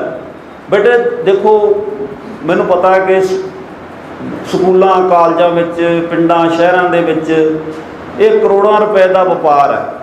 ਧਾਗੇ ਕਰਨੇ, ਤਵੀਤ ਕਰਨੇ, ਜੰਤਰ ਮੰਤਰ, ਤੰਤਰ, ਕਾਲੇ ਇਲਮ। ਓਵਰਆਲ ਅੱਜ ਦੇ ਯੁੱਗ ਵਿੱਚ ਜੇ ਤੁਸੀਂ ਇਹਨੂੰ ਬੜੀ ਦਲੇਰੀ ਜੀ ਦੇ ਨਾਲ ਇਹਦਾ ਅਧਿਐਨ ਕਰੋ, ਤੇ ਤੁਹਾਨੂੰ ਲੱਗੇਗਾ ਕਿ ਇਹ ਇੱਕ ਸਮੇਂ ਦੇ ਵਿੱਚ ਜਦੋਂ ਲੋਕਾਂ ਦੀ ਮਤ, ਸੋਚ ਸ਼ਕਤੀ ਇੱਕ ਬੜੀ ਸੀਮਾਬੱਧ ਸੀ, ਉਸ ਸਮੇਂ ਵਿੱਚ ਇਹ ਠੀਕ ਸੀ ਕਿ ਲੋਕ ਵੀ ਆਪਦਾ ਕੰਮ ਚਲਾਈ ਜਾਂਦੇ ਸੀ। ਅੱਜ ਸਗੋਂ ਕੰਪਿਊਟਰ ਯੁੱਗ ਦੇ ਵਿੱਚ ਇਹਨਾਂ ਦਾ ਵਪਾਰ 100 ਗੁਣਾ ਵੱਧ ਗਿਆ, ਕਿਉਂਕਿ ਹਰ ਬੰਦਾ ਕਿਸੇ ਨਾ ਕਿਸੇ ਕਾਰਨ ਕਰਕੇ ਦੁਖੀ ਹੈ। ਉਹ ਜਦ ਦੁੱਖ ਦਾ ਇਲਾਜ ਲੱਭਦਾ ਇਹਨਾਂ ਲੋਕਾਂ ਦੇ ਭਰਮ ਕਰਮ ਦੇ ਵਿੱਚ ਉਹ ਅੜ ਜਾਂਦਾ। ਜਿਹੜਾ ਤਾਂ ਸਿਆਣਾ ਉਹ ਤਾਂ ਸੁਚੇਤ ਹੈ ਕਿ ਦੇਖੋ, ਤਵੀਤਵਾਦ ਪਾਉਣ ਨਾਲ ਕੁਛ ਨਹੀਂ ਹੁੰਦਾ। ਇਹ ਠੀਕ ਹੈ, ਕਿਸੇ ਨੂੰ ਕੋਈ ਚੀਜ਼ ਕੋਈ ਘੋਲ ਕੇ ਨਾ ਪਿਆ ਦੇਵੇ। ਓਵਰਆਲ ਇਹਨਾਂ ਧਾਗਿਆਂ ਨਾਲ, ਮੌਲੀਆਂ ਨਾਲ ਕਿਸੇ ਦੇ ਕੁਛ ਭਵਿੱਖ ਦਾ ਨਹੀਂ। ਜਦੋਂ ਮੈਂ ਕਿਸੇ ਦਾ ਵਿਸ਼ਵਾਸ ਨਾ ਹੋਵੇ ਕਿ ਉਹਨੂੰ ਲੱਗੇ ਕਿ ਮੇਰੇ ਵਿਸ਼ਵਾਸ ਨੂੰ ਠੇਸ ਪਹੁੰਚ ਰਹੀ ਹੈ। ਜਦੋਂ ਜੋਤਿਸ਼ ਵਿੱਦਿਆ ਬਣੀ ਆ ਉਦੋਂ ਸਾਡੇ ਹਿੰਦੁਸਤਾਨ ਦੀ ਸੋਚ ਇਹ ਸੀਗੀ ਕਿ ਸੂਰਜ ਤੇ ਚੰਦਰਮਾ ਧਰਤੀ ਦੁਆਲੇ ਘੁੰਮਦੇ ਆ, ਪਰ ਜਦੋਂ ਖੋਜ ਹੋਈ ਕਿ ਧਰਤੀ ਸੂਰਜ ਦੁਆਲੇ ਘੁੰਮਦੀ ਆ ਤੇ ਜੋਤਿਸ਼ ਵਿੱਦਿਆ ਤਾਂ ਉਸ ਦਿਨ ਹੀ ਖਤਮ ਹੋ ਗਈ ਸੀ। ਇਹ ਜਿਹੜੀ ਅੱਜ ਸਾਡੇ 'ਚ ਪ੍ਰਚਲਿਤ ਹੈ ਜੋਤਿਸ਼ ਵਿੱਦਿਆ ਨਹੀਂ ਹੈ, ਫਲਤ ਵਿੱਦਿਆ ਹੈ। ਸਾਡੇ ਜਿੰਨੇ ਕੋਸ਼ ਅਰਥ ਨੇ ਇਹ ਜੋਤਿਸ਼ ਵਿੱਦਿਆ ਦੇ ਨਾਂ ਤੇ ਫਲਤ ਵਿੱਦਿਆ ਹੈ ਕਿ ਤੁਸੀਂ ਕਿਸੇ ਫਲ ਦੀ ਇੱਛਾ ਰੱਖ ਕੇ ਆਏ ਹੋ, ਕੁਝ ਤੁਸੀਂ ਉਸ ਕਰਮਕਾਂਡ ਕਰਨ ਵਾਲੇ ਬੰਦੇ ਨੂੰ ਦੇ ਜੋ 500-700 ਤੇ ਕੁਝ ਤੁਹਾਨੂੰ ਦਿਲਾਸਾ ਉਹ ਦੇ ਦੇਗਾ। ਅਸਲ ਵਿੱਚ ਇਹ ਮਨੁੱਖ ਵੱਲੋਂ ਕੀਤੀ ਜਾ ਰਹੀ ਲੁੱਟ ਖਸੁੱਟ ਹੈ। ਜੇ ਹੱਥਾਂ ਦੀਆਂ ਇਹਨਾਂ ਨਾਲ ਹੀ ਮਨੁੱਖ ਦੀਆਂ ਤਕਦੀਰਾਂ ਬਦਲਦੀਆਂ ਹੋਣ ਤੇ ਮਨੁੱਖ ਅੱਜ ਕੱਲ੍ਹ ਤੇ ਬੜੀ ਸਰਜਰੀ ਐਡਵਾਂਸ ਹੈਗੀ ਆ, ਜੋ ਮਰਜ਼ੀ ਜਿਹੋ ਜਿਹੀਆਂ ਮਰਜ਼ੀ ਲਕੀਰਾਂ ਬਣਾ ਲਓ, ਤੁਸੀਂ ਆਪਣੇ ਹਿਸਾਬ ਨਾਲ ਵੀ ਬਣਾ ਸਕਦੇ ਹੋ। ਦਰਅਸਲ ਇਹ ਹੈ ਨਹੀਂ, ਇਹ ਸਾਡੀ ਧਰਤੀ ਦੇ ਲੋਕਾਂ ਦੇ ਇਹਨਾਂ ਦੀ ਪਹੁੰਚ ਵੀ ਨਹੀਂ ਛੋਟੀ ਕਰਕੇ ਇਹ ਹਰ ਗੱਲ ਦੇ ਪਿੱਛੇ ਕੋਈ ਨਾ ਕੋਈ ਇਹਨਾਂ ਨੇ ਅੰਧ ਵਿਸ਼ਵਾਸ ਖੜਾ ਕਰ ਲਿਆ ਔਰ ਇਹ ਪੀੜ੍ਹੀ ਦਰ ਪੀੜ੍ਹੀ ਇਹਨਾਂ ਅੰਧ ਵਿਸ਼ਵਾਸਾਂ 'ਚ ਖਚਤ ਹੋ ਗਏ। ਜਦੋਂ ਮਨੁੱਖ ਨੂੰ ਗਿਆਨ ਹੁੰਦਾ, ਗਿਆਨ ਹੈ ਕੀ ਆ, ਇਸੇ ਲਈ ਦੀ ਚਾਨਣ ਨਾਲ ਤੁਲਨਾ ਕੀਤੀ ਗਈ ਹੈ ਕਿ ਬਲਿਆ ਗੁਰ ਗਿਆਨ ਅੰਧੇਰਾ ਬਿਨਸਿਆ। ਜਦੋਂ ਗਿਆਨ ਲੱਟ ਕਰਕੇ ਬਲਦਾ ਨਾ, ਅੰਧੇਰਾ ਆਪਣੇ ਆਪ ਆਸੇ-ਪਾਸੇ ਭੱਜ ਜਾਂਦਾ। ਰਤਨ ਪਦਾਰਥ ਉਦੋਂ ਹੀ ਲੱਭਦਾ ਜਦੋਂ ਬੰਦਾ ਚਾਨਣ ਕਰ ਲੈਂਦਾ। ਇਹ ਜਿਹੜੇ ਸਵੈ ਚੇਤਨਾ ਕੈਂਪ ਨੇ ਦਰਅਸਲ ਵਿੱਚ ਸਵੈ ਦਾ ਚਾਨਣ ਕਰਨ ਵਾਸਤੇ ਹੀ ਪ੍ਰੇਰਕ ਸ਼ਕਤੀ ਨੇ ਕਿ ਸਾਨੂੰ ਹਰ ਬੰਦੇ ਦੀਆਂ ਮਿੱਥਾਂ ਬਣੀਆਂ ਹੁੰਦੀਆਂ ਨੇ, ਉਹ ਕੁਝ ਮਿੱਥਾਂ ਦੇ ਸਹਾਰੇ ਜਿਉਂਦਾ। ਆ ਜਿੰਨੇ ਲਾਟਰੀਆਂ ਪਾਉਂਦੇ ਨੇ ਐਵੇਂ ਨਹੀਂ ਕਰੋੜਾਂ ਰੁਪਏ ਦਾ ਵਪਾਰ ਚੱਲੀ ਜਾਂਦਾ। ਕਿਸੇ ਦਾ 26 ਜਨਵਰੀ ਦਾ ਬਰਥ, ਉਹ ਕਹਿੰਦਾ ਸਾਨੂੰ 26 ਅੰਕ ਠੀਕ ਆ, ਕੋਈ ਕਹਿੰਦਾ 25 ਠੀਕ ਆ, ਕੋਈ ਕਹਿੰਦਾ 24 ਠੀਕ ਆ, ਕੋਈ ਕਹਿੰਦਾ 12 ਠੀਕ ਆ। ਤੇ ਕਰੋੜਾਂ ਰੁਪਏ ਦਾ ਬਿਜ਼ਨਸ ਇਸੇ ਲਈ ਲਾਟਰੀਆਂ ਦੇ ਨਾਂ ਤੇ ਚੱਲ ਰਿਹਾ। ਹਰ ਬੰਦਾ ਉੱਥੋਂ ਜਾ ਕੇ ਨੰਬਰ ਕੱਢਦਾ ਤੇ ਉਹ 1000-1200 ਦੀਆਂ ਲਾਟਰੀਆਂ ਖਰੀਦ ਕੇ ਲੈ ਆਉਂਦਾ, ਹਾਲਾਂਕਿ ਨਿਕਲਦੀ ਇੱਕੋ ਦੀ ਆ। ਪਰ ਲੋਕਾਂ ਦੇ ਜਿਹੜੇ ਮਨਾਂ 'ਚ ਭਰਮ ਬੈਠੇ ਆ, ਉਹ ਭਰਮ ਉਹਨਾਂ ਦੇ ਮਨਾਂ 'ਚ ਆ ਕਿ ਇਹ ਨੰਬਰ ਸਾਡੇ ਲਈ ਚੰਗਾ ਕਿ 12 ਤਰੀਕ ਨੂੰ ਮੇਰੇ ਬਾਪੂ ਦਾ ਵਿਆਹ ਹੋਇਆ ਸੀ ਤੇ 12 ਤਰੀਕ ਨੂੰ ਹੀ ਸਾਡੇ ਘਰ ਲੜਕਾ ਹੋਇਆ ਸੀ ਤੇ 12 ਤਰੀਕ ਨੂੰ ਅਸੀਂ ਮੱਝ ਖਰੀਦੀ ਸੀ, 12 ਤਰੀਕ ਨੂੰ ਅਸੀਂ ਕੋਠੀ ਬਣਾਈ ਤੇ ਲਾਟਰੀ ਵੀ 12 ਨੂੰ ਹੀ ਨਿਕਲੂਗੀ। ਇਹ ਜਿਹੜੇ ਦਿਨ ਹੁੰਦੇ ਸਹਿਜ ਭਾਵੀ ਰਲੇ ਹੁੰਦੇ ਆ, ਇਹਨੂੰ ਅਸੀਂ ਕਹਿੰਦੇ ਵਿਸ਼ਵਾਸ। ਹੋਰ ਕਿਵੇਂ ਮੰਨਦੇ ਨੇ ਵਿਸ਼ਵਾਸਾਂ ਦਾ? ਇਹੋ ਅੱਜ ਆਪਾਂ ਕੈਂਪ ਲਾਇਆ, ਅੱਜ ਮਤਲਬ 14 ਅਗਸਤ ਹੈ, ਅਗਲੇ ਸਾਲ ਆਪਾਂ ਫੇਰ 14 ਨੂੰ ਕੈਂਪ ਲਾਉਣੇ, ਅੱਜ ਬਾਰਿਸ਼ ਹੋ ਜੇ, ਅਗਲੀ ਵਾਰ ਫੇਰ 14 ਅਗਸਤ ਨੂੰ ਬਾਰਿਸ਼ ਹੋ ਜੇ, ਤੀਜੇ ਸਾਲ ਆਪਾਂ ਫੇਰ ਕੈਂਪ ਲਾਈਏ 14 ਅਗਸਤ ਨੂੰ ਫੇਰ ਬਾਰਿਸ਼ ਹੋ ਜੇ, ਚੌਥੇ ਸਾਲ ਆਪਾਂ ਸਾਰਾ ਹੀ ਆਕੜ ਜਾਣਾ ਮੀਂਹ ਪਾਉਣ ਵਾਲੀ ਕਿਹੜੀ ਗੱਲ ਆ, ਅਸੀਂ 14 ਅਗਸਤ ਨੂੰ ਕੈਂਪ ਲਾਉਣਾ, ਮੀਂਹ ਪੈਣਾ ਹੀ ਪੈਣਾ। ਇਹ ਤੁਹਾਡਾ ਵੀ ਅੰਧ ਵਿਸ਼ਵਾਸ ਬਣ ਜਾਣਾ, ਮੇਰਾ ਵੀ ਬਣ ਜਾਣਾ, ਪ੍ਰਬੰਧਕਾਂ ਦਾ ਵੀ ਬਣ ਜਾਣਾ। ਜਿੰਨੇ ਵਿਸ਼ਵਾਸ ਬਣਦੇ ਨੇ ਇੱਕ ਦਿਨ ਵਿੱਚ ਨਹੀਂ ਬਣਦੇ, ਇਹਨਾਂ ਨੂੰ ਸਮਾਂ ਲੱਗਦਾ। ਚਾਹੇ ਇਹ ਦਿਨਾਂ ਨਾਲ ਜੁੜੇ ਨੇ, ਥਿੱਤਾਂ ਨਾਲ ਜੁੜੇ ਨੇ, ਵਾਰਾਂ ਨਾਲ ਜੁੜੇ ਨੇ, ਕਿਸੇ ਵੀ ਤਰੀਕੇ ਨਾਲ ਜੁੜੇ ਨੇ, ਚਾਹੇ ਬਿੱਲੀਆਂ ਇਹਨਾਂ ਨਾਲ ਜੁੜੇ ਨੇ। ਉਹ ਪੁਰਾਤਨ ਕਥਾ ਹੈਗੀ ਆ ਕਿ ਉਹ ਬਿੱਲੀ ਦਾ ਬਲੂੰਗੜਾ ਆਇਆ ਤੇ ਕਿਸੇ ਬੱਚੇ ਨੂੰ ਸਿਖਾਇਆ ਹੋਇਆ ਸੀ ਵੀ ਜੇ ਮੱਥੇ ਲੱਗ ਜੇ ਮਾੜਾ ਹੁੰਦਾ, ਤੇ ਉਹਨੇ ਗੁੱਸੇ 'ਚ ਰੋੜਾ ਬਿੱਲੀ ਦੇ ਬਲੂੰਗੜੇ ਦੇ ਮਾਰਿਆ। ਉਹ ਮਿਉਂ ਮਿਉਂ ਕਰਦਾ ਮਾਂ ਕੋਲੇ ਚਲਾ ਗਿਆ ਤੇ ਉਹ ਮਾਂ ਕਹਿੰਦੀ ਵੀ ਕੀ ਗੱਲ ਹੋਈ? ਕਹਿੰਦੀ ਵੀ ਉਹ ਬੰਦੇ ਦਾ ਬੱਚਾ ਆਉਂਦਾ ਸੀ ਅੱਗੋਂ ਤੇ ਉਹਨੇ ਮੈਨੂੰ ਰੋੜਾ ਮਾਰਿਆ, ਮੇਰੀ ਲੱਤ ਤੇ ਵੱਜਾ। ਤੇ ਬਿੱਲੀ ਆਪਦੇ ਬਲੂੰਗੜੇ ਨੂੰ ਕਹਿੰਦੀ ਔਂਤਰਿਆ ਤੈਨੂੰ ਕਿੰਨੇ ਵਾਰੀ ਕਿਹਾ ਜਦੋਂ ਇਹ ਬੰਦੇ ਦਾ ਪੁੱਤ ਆਪਣੇ ਮੱਥੇ ਲੱਗ ਜੇ ਆਪਣਾ ਨੁਕਸਾਨ ਹੁੰਦਾ ਹੀ ਹੁੰਦਾ। ਮਤਲਬ ਬਿੱਲੀ ਦੇ ਆਪਣੇ ਭਰਮ ਨੇ ਵੀ ਇਹ ਬੰਦਾ ਜਦੋਂ ਮੱਥੇ ਲੱਗ ਗਿਆ ਕਲੈਣਾ ਹੀ ਕਲੈਣਾ, ਤੇ ਬੰਦੇ ਦੇ ਆਪਣੇ ਭਰਮ ਨੇ ਵੀ ਬਿੱਲੀ ਮੱਥੇ ਲੱਗ ਗਈ ਕਲੈਣਾ ਹੀ ਕਲੈਣਾ। ਮਤਲਬ ਇਹ ਸਹਿਜ ਭਾਵੀ ਆ। ਇਹ ਮਤ ਸੋਚੋ ਵੀ ਬੰਦਿਆਂ ਦੇ ਨੇ, ਇਹ ਸੱਪਾਂ ਦੇ ਵੀ ਹੋਣਗੇ, ਚੂਹਿਆਂ ਦੇ ਵੀ ਹੋਣਗੇ, ਕਾਕਰੇਜਾਂ ਦੇ ਵੀ ਹੋਣਗੇ ਵੀ ਇਹ ਬੰਦੇ ਤੋਂ ਬਾਝੋ ਬੜਾ ਖਤਰਨਾਕ ਜੇ ਮੱਥੇ ਲੱਗਾ ਮਾੜਾ ਜੇ। ਇਹ ਸਾਡੇ ਸਹਿਜ ਭਾਵੀ ਨੇ। ਜਦ ਅਸੀਂ ਸਵੈ ਚੇਤਨਾ ਚਾਹਾਂਗੇ, ਸਵੈ ਚੇਤਨਾ ਸਾਨੂੰ ਆਪੇ ਬਾਰੇ, ਸਾਡੀ ਭਾਸ਼ਾ ਬਾਰੇ, ਸਾਡੀ ਸ਼ੁੱਧਤਾ ਬਾਰੇ, ਸਾਡੇ ਜੀਵਨ ਬਾਰੇ, ਕਿਉਂਕਿ ਸਮਾਜ ਇਲਮ ਦੇ ਨਾਲ ਜਿਹੜੀ ਬੌਧਿਕ ਗਿਆਨ ਹੁੰਦਾ ਨਾ, ਇਹ ਦਿਮਾਗ ਨਾਲ ਸੰਬੰਧਿਤ ਹੁੰਦਾ। ਜਿਹੜੀ ਚੇਤਨਾ ਹੁੰਦੀ ਹੈ ਮਨ ਨਾਲ ਸੰਬੰਧਿਤ ਹੁੰਦੀ, ਕਿਉਂਕਿ ਜਿਹੜੀਆਂ ਦਿਮਾਗੀ ਜਿਹੜੀਆਂ ਡਿਗਰੀਆਂ ਨੇ ਨਾ ਉਹ ਹਉਮੈ ਵੀ ਪੈਦਾ ਕਰ ਦਿੰਦੀਆਂ ਨੇ। ਬੰਦਾ ਹੰਕਾਰ ਜਾਂਦਾ ਮੇਰੇ ਜਿੰਨਾ ਹੋਏ ਕੁਛ ਨਹੀਂ ਜਾਣਦਾ। ਹਮੇਸ਼ਾ ਮਨ ਨੂੰ ਹੀ ਨਿਮਰਤਾ ਧਾਰਨ ਕਰਨ ਵਾਸਤੇ ਕਿਹਾ। ਮਨ ਤੋਂ ਹੀ ਮਨੁੱਖ ਬਣਿਆ। ਮਨੁੱਖ ਦਾ ਅਰਥ ਹੋਰ ਕੋਈ ਨਹੀਂ ਹੈ। ਜਿਹਦੇ ਪਾਸ ਮਨ ਹੈ, ਮਾਈਂਡ ਹੈ, ਸੋਚ ਹੈ, ਦਿਮਾਗ ਹੈ, ਬੁੱਧੀ ਹੈ, ਅਕਲ ਹੈ, ਮਨੁੱਖ ਹੈ। ਜਿਹੜਾ ਮਨ ਤੋਂ ਪਛੜ ਗਿਆ ਉਹਨੂੰ ਪਸ਼ੂ ਦਾ ਨਾਮ ਰੱਖ ਦਿੱਤਾ। ਇਹ ਮਤ ਸੋਚੋ ਵੀ ਪਸ਼ੂਆਂ ਕੋਲੇ ਸੋਚ ਸ਼ਕਤੀ ਨਹੀਂ ਹੈ। ਸੋਚ ਸ਼ਕਤੀ ਪਸ਼ੂਆਂ ਕੋਲੇ ਪਰ ਭਾਸ਼ਾ ਨਹੀਂ ਹੈ। ਅਸੀਂ ਫਿਰ ਜਿਹੜਾ ਮਨ ਸੀ, ਤਾਂ ਹੀ ਉਹ ਕਹਿੰਦੇ ਨਾ ਵੀ ਜਿਹੜਾ ਵੀ ਖਾਣਾ ਪੀਣਾ ਤੇ ਭੈ ਭੋਗ ਇਹ ਨਰ ਪਸ਼ੂ ਸਮਾਨ। ਵੀ ਜਿਹੜਾ ਭੋਜਨ ਨੀਂਦਰ ਇਹ ਸਭ ਕੁਝ, ਇਹ ਤਾਂ ਪਸ਼ੂਆਂ ਦੇ ਵਿੱਚ ਵੀ ਉਹ ਭੋਜਨ ਵੀ ਖਾਂਦੇ ਨੇ, ਸੌਂਦੇ ਵੀ ਨੇ, ਡਰਦੇ ਵੀ ਨੇ, ਪਰ ਮਨੁੱਖ ਕੋਲੇ ਭਿੰਨ ਕੀ ਆ, ਉਹਦਾ ਮਨ ਹੈ। ਤੇ ਮਨ ਤੇ ਜਿੰਨੇ ਧਾਰਮਿਕ ਗ੍ਰੰਥ ਨੇ ਜਾਂ ਧਾਰਮਿਕ ਵਿਰਕੇ ਨੇ, ਉਹ ਮਨ ਦੀ ਸਟੱਡੀ ਬਾਰੇ ਹੀ ਵਾਰ-ਵਾਰ ਪ੍ਰੇਰਿਤ ਕਰਦੇ ਨੇ। ਜਿਹੜਾ ਆਪਾਂ 6ਵੀਂ ਕਲਾਸ 'ਚ ਪੰਜਾਬੀ ਦਾ ਐਸੇ ਪੜ੍ਹਦੇ, ਮਨ ਜੀਤੈ ਜਗ ਜੀਤ, ਜਿਹਨੇ ਮਨ ਜਿੱਤ ਲਿਆ ਉਹਨੇ ਜਗ ਜਿੱਤ ਲਿਆ। ਜਾਂ ਕਬੀਰ ਮਨ ਪੰਖੀ ਭਇਓ ਉੱਡ ਉੱਡ ਦਹਿ ਦਿਸ ਜਾਏ। ਮਨ ਦਾ ਕੀ ਹੈ? ਹੋ ਸਕਦਾ ਸਰੀਰ ਕਰਕੇ ਕੁਝ ਬੱਚੇ ਬੈਠੇ ਹੋਣ, ਮਨ ਕਰਕੇ ਉਹ ਕਲਾਸਰੂਮ ਵਿੱਚ ਬੈਠੇ ਹੋਣ, ਜਾਂ ਮਨ ਕਰਕੇ ਉਹ ਘਰੇ ਫਿਰਦੇ ਹੋਣ। ਤੇ ਮਨ ਦੀ ਹੀ ਸਾਰੀ ਅਧਿਐਨ ਹੈ। ਮਨ ਹੀ ਬੰਦੇ ਦਾ ਸ਼ੇਰ ਹੈ, ਮਨ ਹੀ ਬੰਦੇ ਦਾ ਗਿੱਦੜ ਹੈ, ਮਨ ਹੀ ਬੰਦੇ ਦਾ ਚਿੜੀ ਹੈ, ਮਨ ਹੀ ਬੰਦੇ ਦਾ ਬਾਜ ਹੈ। ਮੈਂ ਕਹਿੰਦਾ ਨਾ, ਜਦੋਂ ਗੁਰੂ ਗੋਬਿੰਦ ਸਿੰਘ ਜੀ ਨੇ ਉਦਾਹਰਨ ਦਿੱਤੀ ਨਾ ਵੀ ਚਿੜੀਓਂ ਸੇ ਮੈਂ ਬਾਜ ਚੜਾऊं, ਗਿੱਦੜੋਂ ਸੇ ਮੈਂ ਸ਼ੇਰ ਬਣਾऊं, ਤੇ ਚਿੜੀ ਦੀ ਉਦਾਹਰਨ ਇਸ ਲਈ ਦਿੱਤੀ ਕਿ ਚਿੜੀ ਦਾ ਦਿਲ 1 ਮਿੰਟ ਵਿੱਚ 540 ਵਾਰ ਧੜਕਦਾ, ਤੇ ਜਿਹਦੇ ਦਿਲ ਦੀ ਧੜਕਣ ਇੰਨੀ ਕਮਜ਼ੋਰ ਹੈ ਉਹ ਦਲੇਰ ਨਹੀਂ ਹੋ ਸਕਦੀ। ਤੇ ਗਿੱਦੜ ਦੀ ਉਦਾਹਰਨ ਇਸ ਕਰਕੇ ਦਿੱਤੀ ਹੈ ਕਿ ਗਿੱਦੜ 24 ਘੰਟੇ ਆਪਣੇ ਪਰਛਾਵੇਂ ਤੋਂ ਡਰ ਕੇ, ਜੀਵ ਵਿਗਿਆਨ ਕਹਿੰਦਾ, ਮੈਂ ਨਹੀਂ ਕਹਿੰਦਾ, ਜੀਵ ਵਿਗਿਆਨ ਕਹਿੰਦਾ ਕਿ ਗਿੱਦੜ 24 ਘੰਟੇ ਆਪਣੇ ਪਰਛਾਵੇਂ ਤੋਂ ਡਰ ਕੇ ਜੰਗਲ ਵਿੱਚ ਭੱਜਾ ਫਿਰਦਾ, ਉਹ ਕਦੀ ਵੀ ਟਿਕ ਕੇ ਨਹੀਂ ਸੌਂ ਸਕਦਾ। ਇਸੇ ਲਈ ਪੰਜਾਬੀਆਂ ਦੇ ਵਿੱਚ ਕਿਹਾ ਜਾਂਦਾ ਤਾਂ ਗਿੱਦੜ ਵਰਗਾ ਡਰਪੋਕ ਆ। ਉਹਦੇ ਕਾਰਨ ਨੇ ਕੁਝ। ਤੇ ਮੈਂ ਕਹਿੰਦਾ ਅਸੀਂ ਗਿੱਦੜ ਨੂੰ ਬੜਾ ਨਿੰਦਦੇ ਹਾਂ, ਤੇ ਜੇ ਗਿੱਦੜ ਦੀ ਜ਼ਬਾਨ ਲੱਗੀ ਹੋਵੇ ਤਾਂ ਉਹ ਕਹੂਗਾ ਮੈਂ ਤੇ ਡਰਪੋਕ ਹੀ ਹਾਂ, ਤੁਸੀਂ ਨਹੀਂ ਡਰਪੋਕ, ਤੁਸੀਂ ਵੀ ਤਾਂ 500 ਤਰ੍ਹਾਂ ਦੇ ਅੰਧ ਵਿਸ਼ਵਾਸ ਬਣਾਈ ਬੈਠੇ ਹੋ, ਤੁਸੀਂ ਮੇਰੇ ਨਾਲੋਂ ਜ਼ਿਆਦਾ ਡਰਪੋਕ ਹੋ। ਜਦੋਂ ਕੋਈ ਸਮਾਜ ਆਪਣੇ ਪਰਛਾਵਿਆਂ ਤੋਂ ਡਰੇ, ਉਹਦਾ ਵਿਕਾਸ ਰੁਕ ਜਾਂਦਾ। ਉਹ ਕਦੀ ਬਹੁਤ ਵਧੀਆ ਬੌਧਿਕ ਵਿਕਾਸ, ਸਮਾਜਿਕ ਵਿਕਾਸ ਨਹੀਂ ਕਰ ਸਕਦਾ। ਜਿਹੜੀ ਸਵੈ ਚੇਤਨਾ, ਇਹ ਸਾਨੂੰ ਚੰਗੇ ਦਾ ਬੁਰੇ ਦਾ, ਇਹ ਸਾਨੂੰ ਅਨੁਭਵ ਕਰਾਉਂਦੀ ਹੈ ਕਿ ਮੇਰੇ ਵਾਸਤੇ ਮੰਦਾ ਕੀ ਹੈ ਔਰ ਚੰਗਾ ਕੀ ਹੈ। ਪੜ੍ਹਦਾ ਤੇ ਅਕਲ ਤੇ ਚੋਰ ਕੋਲ ਵੀ ਹੈ, ਅਕਲ ਸਾਧ ਕੋਲੇ ਵੀ ਹੈ, ਪਰ ਉਹਦੀ ਜਿਹੜੀ ਜਿੰਨੀ ਅਕਲ ਆ ਚੋਰ ਦੀ, ਡਾਕੂ ਦੀ, ਉਹ ਲੁੱਟ ਖਸੁੱਟ ਤੇ ਟਿਕੀ ਹੋਈ ਆ। ਭ੍ਰਿਸ਼ਟਾਚਾਰੀਆਂ ਕੋਲੇ ਵੀ ਅਕਲ ਹੈਗੀ ਆ ਵੀ ਦੁੱਧ ਜਿਹੜਾ ਉਹ ਸਾਬਣ ਪਾ ਕੇ ਤੇ ਸ਼ੈਂਪੂ ਸ਼ੂਪੂ ਪਾ ਕੇ ਘੋਲ ਘਾਲ ਕੇ ਚਿੱਟਾ ਜਿਹੜਾ ਵਿੱਚ ਰਲਾਇਆ ਜਾ ਸਕਦਾ। ਗਿਆਨ ਤੇ ਹੈ ਉਹਨਾਂ ਕੋਲੇ, ਪਰ ਇਹ ਨਕਾਰੂ ਤੇ ਮਾਰੂ ਗਿਆਨ ਆ। ਸਵੈ ਚੇਤਨਾ ਕਹਿੰਦੀ ਆ ਵੀ ਜੇ ਮੈਂ ਕਿਸੇ ਨੂੰ ਮਾਰਦਾ ਤੇ ਕੱਲ ਨੂੰ ਇਹ ਮੇਰੇ ਭਲੇ ਦਾ ਕੰਮ ਨਹੀਂ ਆ, ਮਨੁੱਖ ਹੋ ਕੇ ਮੈਨੂੰ ਮਨੁੱਖਾਂ ਵਾਲੇ ਕੰਮ ਕਰਨੇ ਚਾਹੀਦੇ ਆ। ਇਸ ਲਈ ਸਾਡਾ ਜਿੰਨਾ ਧਾਰਮਿਕ ਜਗਤ ਹੈ ਉਹ ਸਾਰਾ ਇਹੋ ਕਹਿੰਦਾ ਉਹ ਬੰਦਾ ਬਣ ਓਏ, ਬੰਦਾ ਬਣ ਓਏ, ਬੰਦਾ ਬਣ ਓਏ। ਅਸੀਂ 84 ਲੱਖ ਜੂਨਾਂ 'ਚ ਮੱਛਰ ਨੂੰ ਕਹਿੰਦੇ ਤੂੰ ਮੱਛਰ ਬਣ ਜਾ, ਮੱਖੀ ਨੂੰ ਕਹਿੰਦੇ ਤੂੰ ਮੱਖੀ ਬਣ ਜਾ, ਗਊ ਨੂੰ ਕਹਿੰਦੇ ਤੂੰ ਗਊ ਬਣ ਜਾ। ਇੱਕ ਬੰਦੇ 'ਤੇ ਹੀ ਸਾਰਾ ਜ਼ੋਰ ਲਾਉਣਾ ਪੈਂਦਾ, ਕਿਉਂਕਿ ਬੰਦਾ ਬੜਾ ਖਤਰਨਾਕ ਜਾਨਵਰ ਹੈ। ਕੋਈ ਡੰਗਰ, ਕੋਈ ਕੁੱਤਾ ਹਲਕ ਜੇ ਦੋਹਾਂ ਚੋਹਾਂ ਨੂੰ ਵੱਢੇਗਾ, ਤੀਜੇ ਚੌਥੇ ਥਾਂ 'ਤੇ ਡਾਂਗ ਕੋਈ ਸਿਰ 'ਚ ਮਾਰੋ ਡਿੱਗੂ। ਕੋਈ ਡੰਗਰ ਮਾਰਖੰਡ ਹੋਏਗਾ ਉਹਨੂੰ 2 ਰੱਸੇ ਪਾ ਲਓਗੇ। ਬੰਦਾ ਅਗਰ ਹਲਕ ਜਾਏ, ਬੰਦਾ ਬੁਰਾਈ 'ਤੇ ਆ ਜਾਏ, ਇਹ ਪਤਾ ਨਹੀਂ ਕਿੰਨਾ ਕੁ ਬਰੂਦ ਬੰਨ ਕੇ ਤੇ ਕਿੰਨੀਆਂ ਕੁ ਬਿਲਡਿੰਗਾਂ ਨੂੰ ਤਬਾਹ ਕਰ ਸਕਦਾ, ਕਿੰਨੇ ਕੁ ਲੋਕਾਂ 'ਚ ਇਹ ਅੱਤਵਾਦ ਫੈਲਾ ਕੇ ਉਹਨਾਂ ਦਾ ਸਤਿਆਨਾਸ਼ ਕਰ ਸਕਦਾ। ਇਸੇ ਲਈ ਸਾਰੀ ਹੀ ਘਾੜ ਬੰਦੇ ਨੂੰ ਬੰਦਾ ਬਣਾਉਣ ਤੇ ਲੱਗੀ ਹੋਈ ਹੈ। ਤੇ ਜਦ ਬੰਦਾ ਸਵੈ ਚੇਤਨਾ ਵੱਲ ਤੁਰਿਆ, ਇਸ ਲਈ ਗੁਰੂ ਸਾਹਿਬ ਕਹਿੰਦੇ ਮਨ ਤੂੰ ਜੋਤ ਸਰੂਪ ਹੈ ਆਪਣਾ ਮੂਲ ਪਛਾਣ। ਮਾੜਾ ਮੋਟਾ ਆਪਣੇ ਆਪ ਦੀ ਪਹਿਚਾਣ ਵੀ ਕਰ। ਜਿਹੜੀ ਬਾਹਰੀ ਗਿਆਨ ਹੁੰਦਾ, ਇਹ ਜਦੋਂ ਸਵੈ ਵੱਲ ਪਰਤਦਾ ਬੰਦਾ, ਉਦੋਂ ਉਹਦੇ ਵਿੱਚ ਵਿਕਾਸ ਸ਼ੁਰੂ ਹੁੰਦਾ। ਮੇਰਾ 5-7 ਮਿੰਟ ਦੀ ਟਾਈਮ ਬਾਕੀ ਆ। ਇਹ ਵਿਕਾਸ ਇਹਨਾਂ ਕੈਂਪਾਂ 'ਚੋਂ, ਇਹਨਾਂ ਪੁਸਤਕਾਂ 'ਚੋਂ, ਇਹਨਾਂ ਗ੍ਰੰਥਾਂ 'ਚੋਂ, ਇਹਨਾਂ ਸੰਗਤਾਂ 'ਚੋਂ ਇਸੇ ਲਈ ਇਹ ਸਾਨੂੰ ਲੱਭਦਾ ਕਿ ਜਿੱਥੇ ਸਾਨੂੰ ਆਪਣੀ ਆਪ ਬਾਰੇ, ਆਪਣੇ ਫਰਜ਼ਾਂ ਬਾਰੇ ਅਹਿਸਾਸ ਹੁੰਦਾ। ਤੇ ਇਹ ਜਿਹੜੀ ਖਾਸ ਕਰਕੇ ਸ਼ਬਦ ਆਮ ਤੌਰ 'ਤੇ ਸਾਡੇ ਘੱਟ ਹੀ ਇਹਨਾਂ ਵਿਸ਼ਿਆਂ 'ਤੇ ਗੱਲਾਂ ਹੁੰਦੀਆਂ ਨੇ ਕਿ ਸਵੈ ਵਿੱਚ ਜਾਣਨ ਵਾਸਤੇ ਬਹੁਤ ਕੁਝ ਹੈ। ਸਾਡੇ ਸਵੇਰ ਦਾ ਜਾਗਣਾ, ਕਹਿੰਦੇ ਜਿਹਦੇ ਬੰਦੇ ਦਾ ਟਾਈਮ ਟੇਬਲ ਹੀ ਨਹੀਂ, ਉਹ ਤਰੱਕੀ ਕੋਈ ਨਹੀਂ ਕਰ ਸਕਦਾ। ਚਾਣਕੀਆ ਪੰਡਤ ਨੇ ਜਦੋਂ ਚਾਣਕੀਆ ਨੀਤੀ ਲਿਖੀ ਨਾ, ਉਹਨੇ ਸਭ ਤੋਂ ਵੱਧ ਗੁਣ ਕੁੱਤੇ ਵਿੱਚ ਲਿਖੇ। ਅਸੀਂ ਤਾਂ ਕੁੱਤੇ ਨੂੰ ਕਤੀੜ ਕਹਿ ਕੇ ਭਜਾ ਛੱਡਦੇ ਹਾਂ।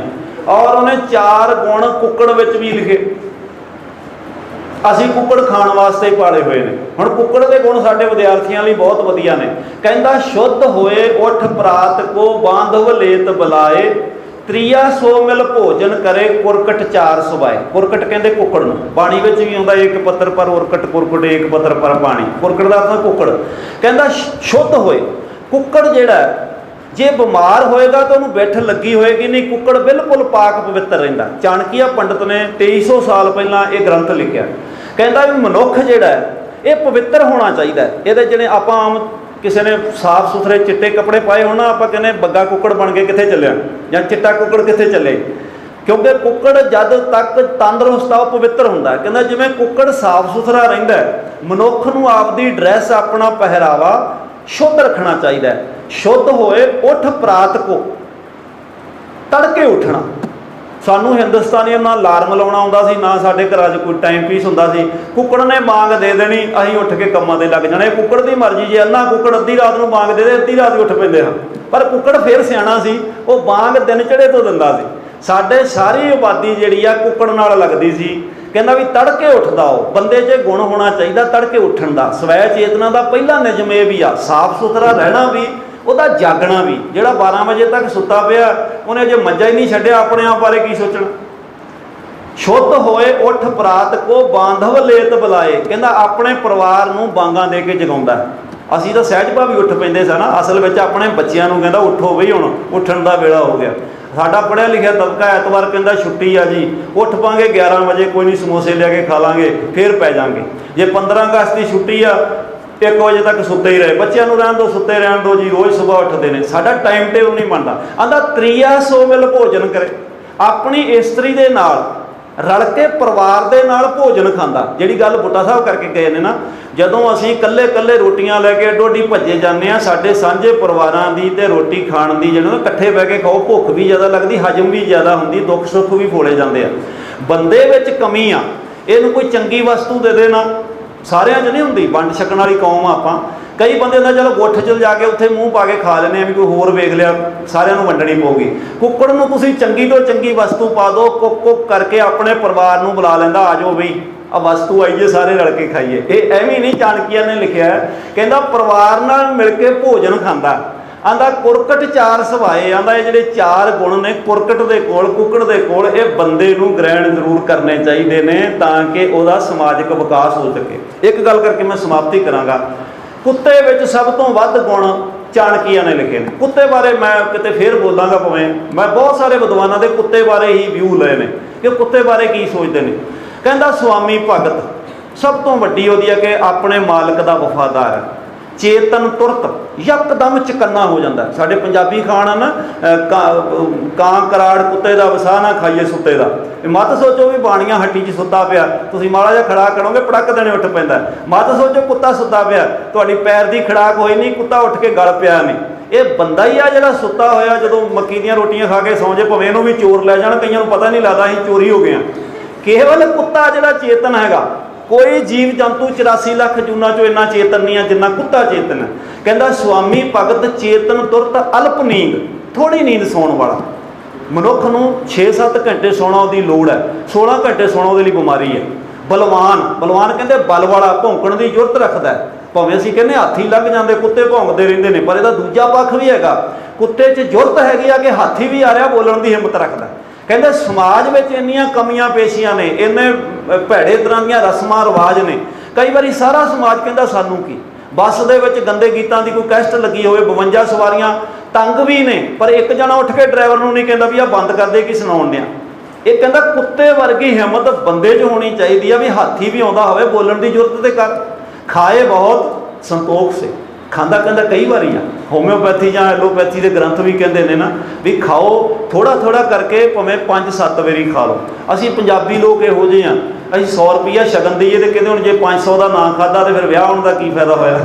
ਮੁੜ ਕੇ ਭਾਵੇਂ 1000 ਰੁਪਈਆ ਟੈਸਟਾਂ ਤੇ ਲਾ ਦਈਏ ਵੀ ਹੁਣ ਪੇਟ 'ਚ ਨੁਕਸ ਪੈ ਗਿਆ ਕਿ ਲੱਤਾਂ 'ਚ ਨੁਕਸ ਪੈ ਗਿਆ। ਅਸੀਂ ਪਤਲਾ ਲੂ ਭਾਵਨਾ ਨਾਲ ਖਾਂਦੇ ਹਾਂ। ਇਸੇ ਲਈ ਨਿਹੰਗ ਸਿੰਘ ਨੂੰ ਕਿਹਾ ਸੀ ਖੀਰ ਖਾਓਗੇ, ਉਹ ਕਹਿੰਦੇ ਖਾਂਦੀਆਂ ਡੈਣਾ ਹੁੰਦੀਆਂ, ਅਸੀਂ ਤਾਂ ਛਕਦੇ ਹੁੰਦੇ ਹਾਂ। ਮਤਲਬ ਛਕਣਾ ਇੱਕ ਸਾਹਿਤਕ ਲਫ਼ਜ਼ ਹੈ, ਖਾਣਾ ਡੈਣਾ ਨਹੀਂ ਹੁੰਦਾ। ਅਸੀਂ ਖਾਂਦੇ ਹਾਂ ਜਦੋਂ ਛਕਣ ਲੱਗ ਪਾਂਗੇ। ਜਿਹੜੀ ਧਾਰਮਿਕ ਸ਼ਬਦਾਵਲੀ ਇਹਦੇ 'ਚ ਰੰਗ ਹੈ। ਜਿਹੜਾ ਛਕਣਾ ਹੁੰਦਾ ਇਹਦੇ 'ਚ ਹੁੰਦਾ ਪ੍ਰੇਮ, ਸਹਿਜ, ਆਨੰਦ, ਖੇੜਾ। ਰੋਟੀ 'ਚੋਂ ਵੀ ਰਸ ਲੈਣਾ, ਚਾਹ 'ਚੋਂ ਵੀ ਰਸ ਲੈਣਾ, ਜੂਸ ਪੀ ਲੈ ਇਹਦੇ 'ਚੋਂ ਵੀ ਰਸ ਲੈਣਾ। ਜਦੋਂ ਹੁੰਦਾ ਖਾਣਾ ਹੁੰਦਾ ਵੀ ਬਸ ਖਾ ਹੀ ਜਾਣਾ, ਜਿਵੇਂ ਡੈਣਾ ਖਾਂਦੀਆਂ ਨੇ ਵੀ ਇਹਨੂੰ ਖਾ ਜਾਓ, ਇਹਨੂੰ ਛੱਡਿਓ ਕੱਖ ਨਾ। ਖਾਏ ਬਹੁਤ ਸੰਤੋਖ ਸੇ, ਸੰਤੋਖ ਦੇ ਨਾਲ ਖਾਣਾ, ਮਤਲਬ ਇਹ ਕਾਹਲੀ ਨਹੀਂ ਹੈ, ਸਹਿਜਤਾ ਦੇ ਨਾਲ ਖਾਣਾ ਕਿ ਹਰ ਬੁਰਕੀ 'ਚੋਂ ਆਨੰਦ ਆਵੇ। ਇਹ ਵੀ ਸਾਡੀ ਸਵੈ ਚੇਤਨਾ ਕਿ ਆਮ ਤੌਰ 'ਤੇ ਕਹਿੰਦਾ ਵੀ ਜਿਹੜੀ ਰੋਟੀ ਖਾਣੀ ਜਾਂ ਛਕਣੀ, ਇਹਦਾ ਵੀ ਇੱਕ ਸਟਾਈਲ ਆ ਕਿ ਜਦੋਂ ਤੁਸੀਂ ਰੋਟੀ 'ਚੋਂ ਰਸ ਲੈਂਦੇ ਹੋ ਤੇ ਤੁਹਾਡਾ ਉਹ ਰਸ ਤੁਹਾਡੀ ਸ਼ਕਤੀ ਬਣਦਾ। ਤੇ ਜਦੋਂ ਅਸੀਂ ਟੈਨਸ਼ਨ ਦੇ ਵਿੱਚ ਭੱਜੇ ਜਾਂਦੇ, ਰੋਟੀ ਨੂੰ ਸਿੱਟਣ ਦੀ ਕੋਸ਼ਿਸ਼ ਕਰਦੇ ਹਾਂ, ਇੱਕ ਅਸੀਂ ਪੇਟ ਦਰਦ ਦੇ ਮਰੀਜ਼ ਹੁੰਦੇ ਹਾਂ, ਇੱਕ ਅਸੀਂ ਉਹਦੇ 'ਚ ਕੋਈ ਰਸ ਨਹੀਂ ਲੈ ਸਕੇ, ਇੱਕ ਜਿਹੜਾ ਸਾਨੂੰ ਭੋਜਨ 'ਚੋਂ ਸ਼ਕਤੀ ਲੈਣੀ ਸੀ ਅਸੀਂ ਉਹਦੇ ਤੋਂ ਵੀ ਹੋਣੇ ਹੋ ਗਏ। ਸਹਿਜ ਭਾਵੀ ਇਹਨਾਂ ਸਾਰਿਆਂ ਹੀ ਗ੍ਰੰਥਾਂ ਦੇ ਵਿੱਚ ਜੀਵਨ ਦਾ ਫਲਸਫਾ ਹੈ ਜੋ ਸਵੈ ਚੇਤਨਾ ਵੱਲ ਪ੍ਰੇਰਿਤ ਕਰਦਾ ਹੈ। ਔਰ ਜਿਹੜੀ ਸਵੈ ਚੇਤਨਾ, ਇਹੀ ਜਿਹੜਾ ਨਾ ਸਭ ਤੋਂ ਵੱਡਾ ਜਿਹੜਾ ਮਨੁੱਖ ਦਾ ਗੁਣ ਆ, ਇਹੀ ਉਹਦੀ ਵਡਿਆਈ ਹੈ, ਇਹੋ ਉਹਦੀ ਸ਼ੋਭਾ, ਇਹੋ ਉਹਦੀ ਮਨੁੱਖਤਾਵਾਦੀ ਧਰਮ ਪੈਦਾ ਕਰਦਾ, ਇਹ ਉਹਦੀ ਸ਼ਖਸੀਅਤ ਹੈ, ਇਹ ਉਹਦੇ ਉੱਚ ਅਖਲਾਕ ਹੈ। ਇਹਦੇ ਤੋਂ ਹੀ ਸਮਾਜ ਆਸ ਕਰਦਾ ਕਿ ਇਹੋ ਜਿਹੇ ਸਵੈ ਚੇਤਨਾ ਵਾਲੇ ਲੋਕ ਹੋਣ ਤੇ ਧਰਤੀ ਨੂੰ ਸਵਰਗ ਬਣਾਇਆ ਜਾ ਸਕਦਾ ਹੈ। ਪਰ ਜੇ ਸਵੈ ਚੇਤਨਾ ਤੋਂ ਅਧੂਰੇ ਹੋਣਗੇ, ਉਹਨਾਂ ਨੂੰ ਮੋਟਰਾਂ ਗੱਡੀਆਂ ਦੀ ਤਾਂ ਫਿਕਰ ਹੋਏਗੀ, ਆਪਣੇ ਇੰਜਣ ਦਾ ਫਿਕਰ ਨਹੀਂ ਆ, ਤੇ ਫਿਰ ਉਹ ਅੱਜ ਵੀ ਗਏ ਤੇ ਕੱਲ੍ਹ ਵੀ ਗਏ। ਇੰਨਾ ਕੁਝ ਕਹਿੰਦਾ ਹੋਇਆ ਹੀ ਮੈਂ ਪ੍ਰਬੰਧਕ ਜਨਾਂ ਦਾ, ਤੁਹਾਡਾ ਸਾਰਿਆਂ ਦਾ ਹਾਰਦਿਕ ਧੰਨਵਾਦ। ਹੋਈਆਂ ਭੁੱਲਾਂ ਚੁੱਕਾਂ ਦੀ ਖਿਮਾ। ਵਾਹਿਗੁਰੂ ਜੀ ਕਾ ਖਾਲਸਾ, ਵਾਹਿਗੁਰੂ ਜੀ ਕੀ ਫਤਿਹ। ਬੈਠੋ, ਮੈਂ ਉੱਥੇ ਹੋ ਜਾਣਾ। बहुत बहुत धन्यवाद डॉक्टर इंद्रजीत सिंह गुरवाणी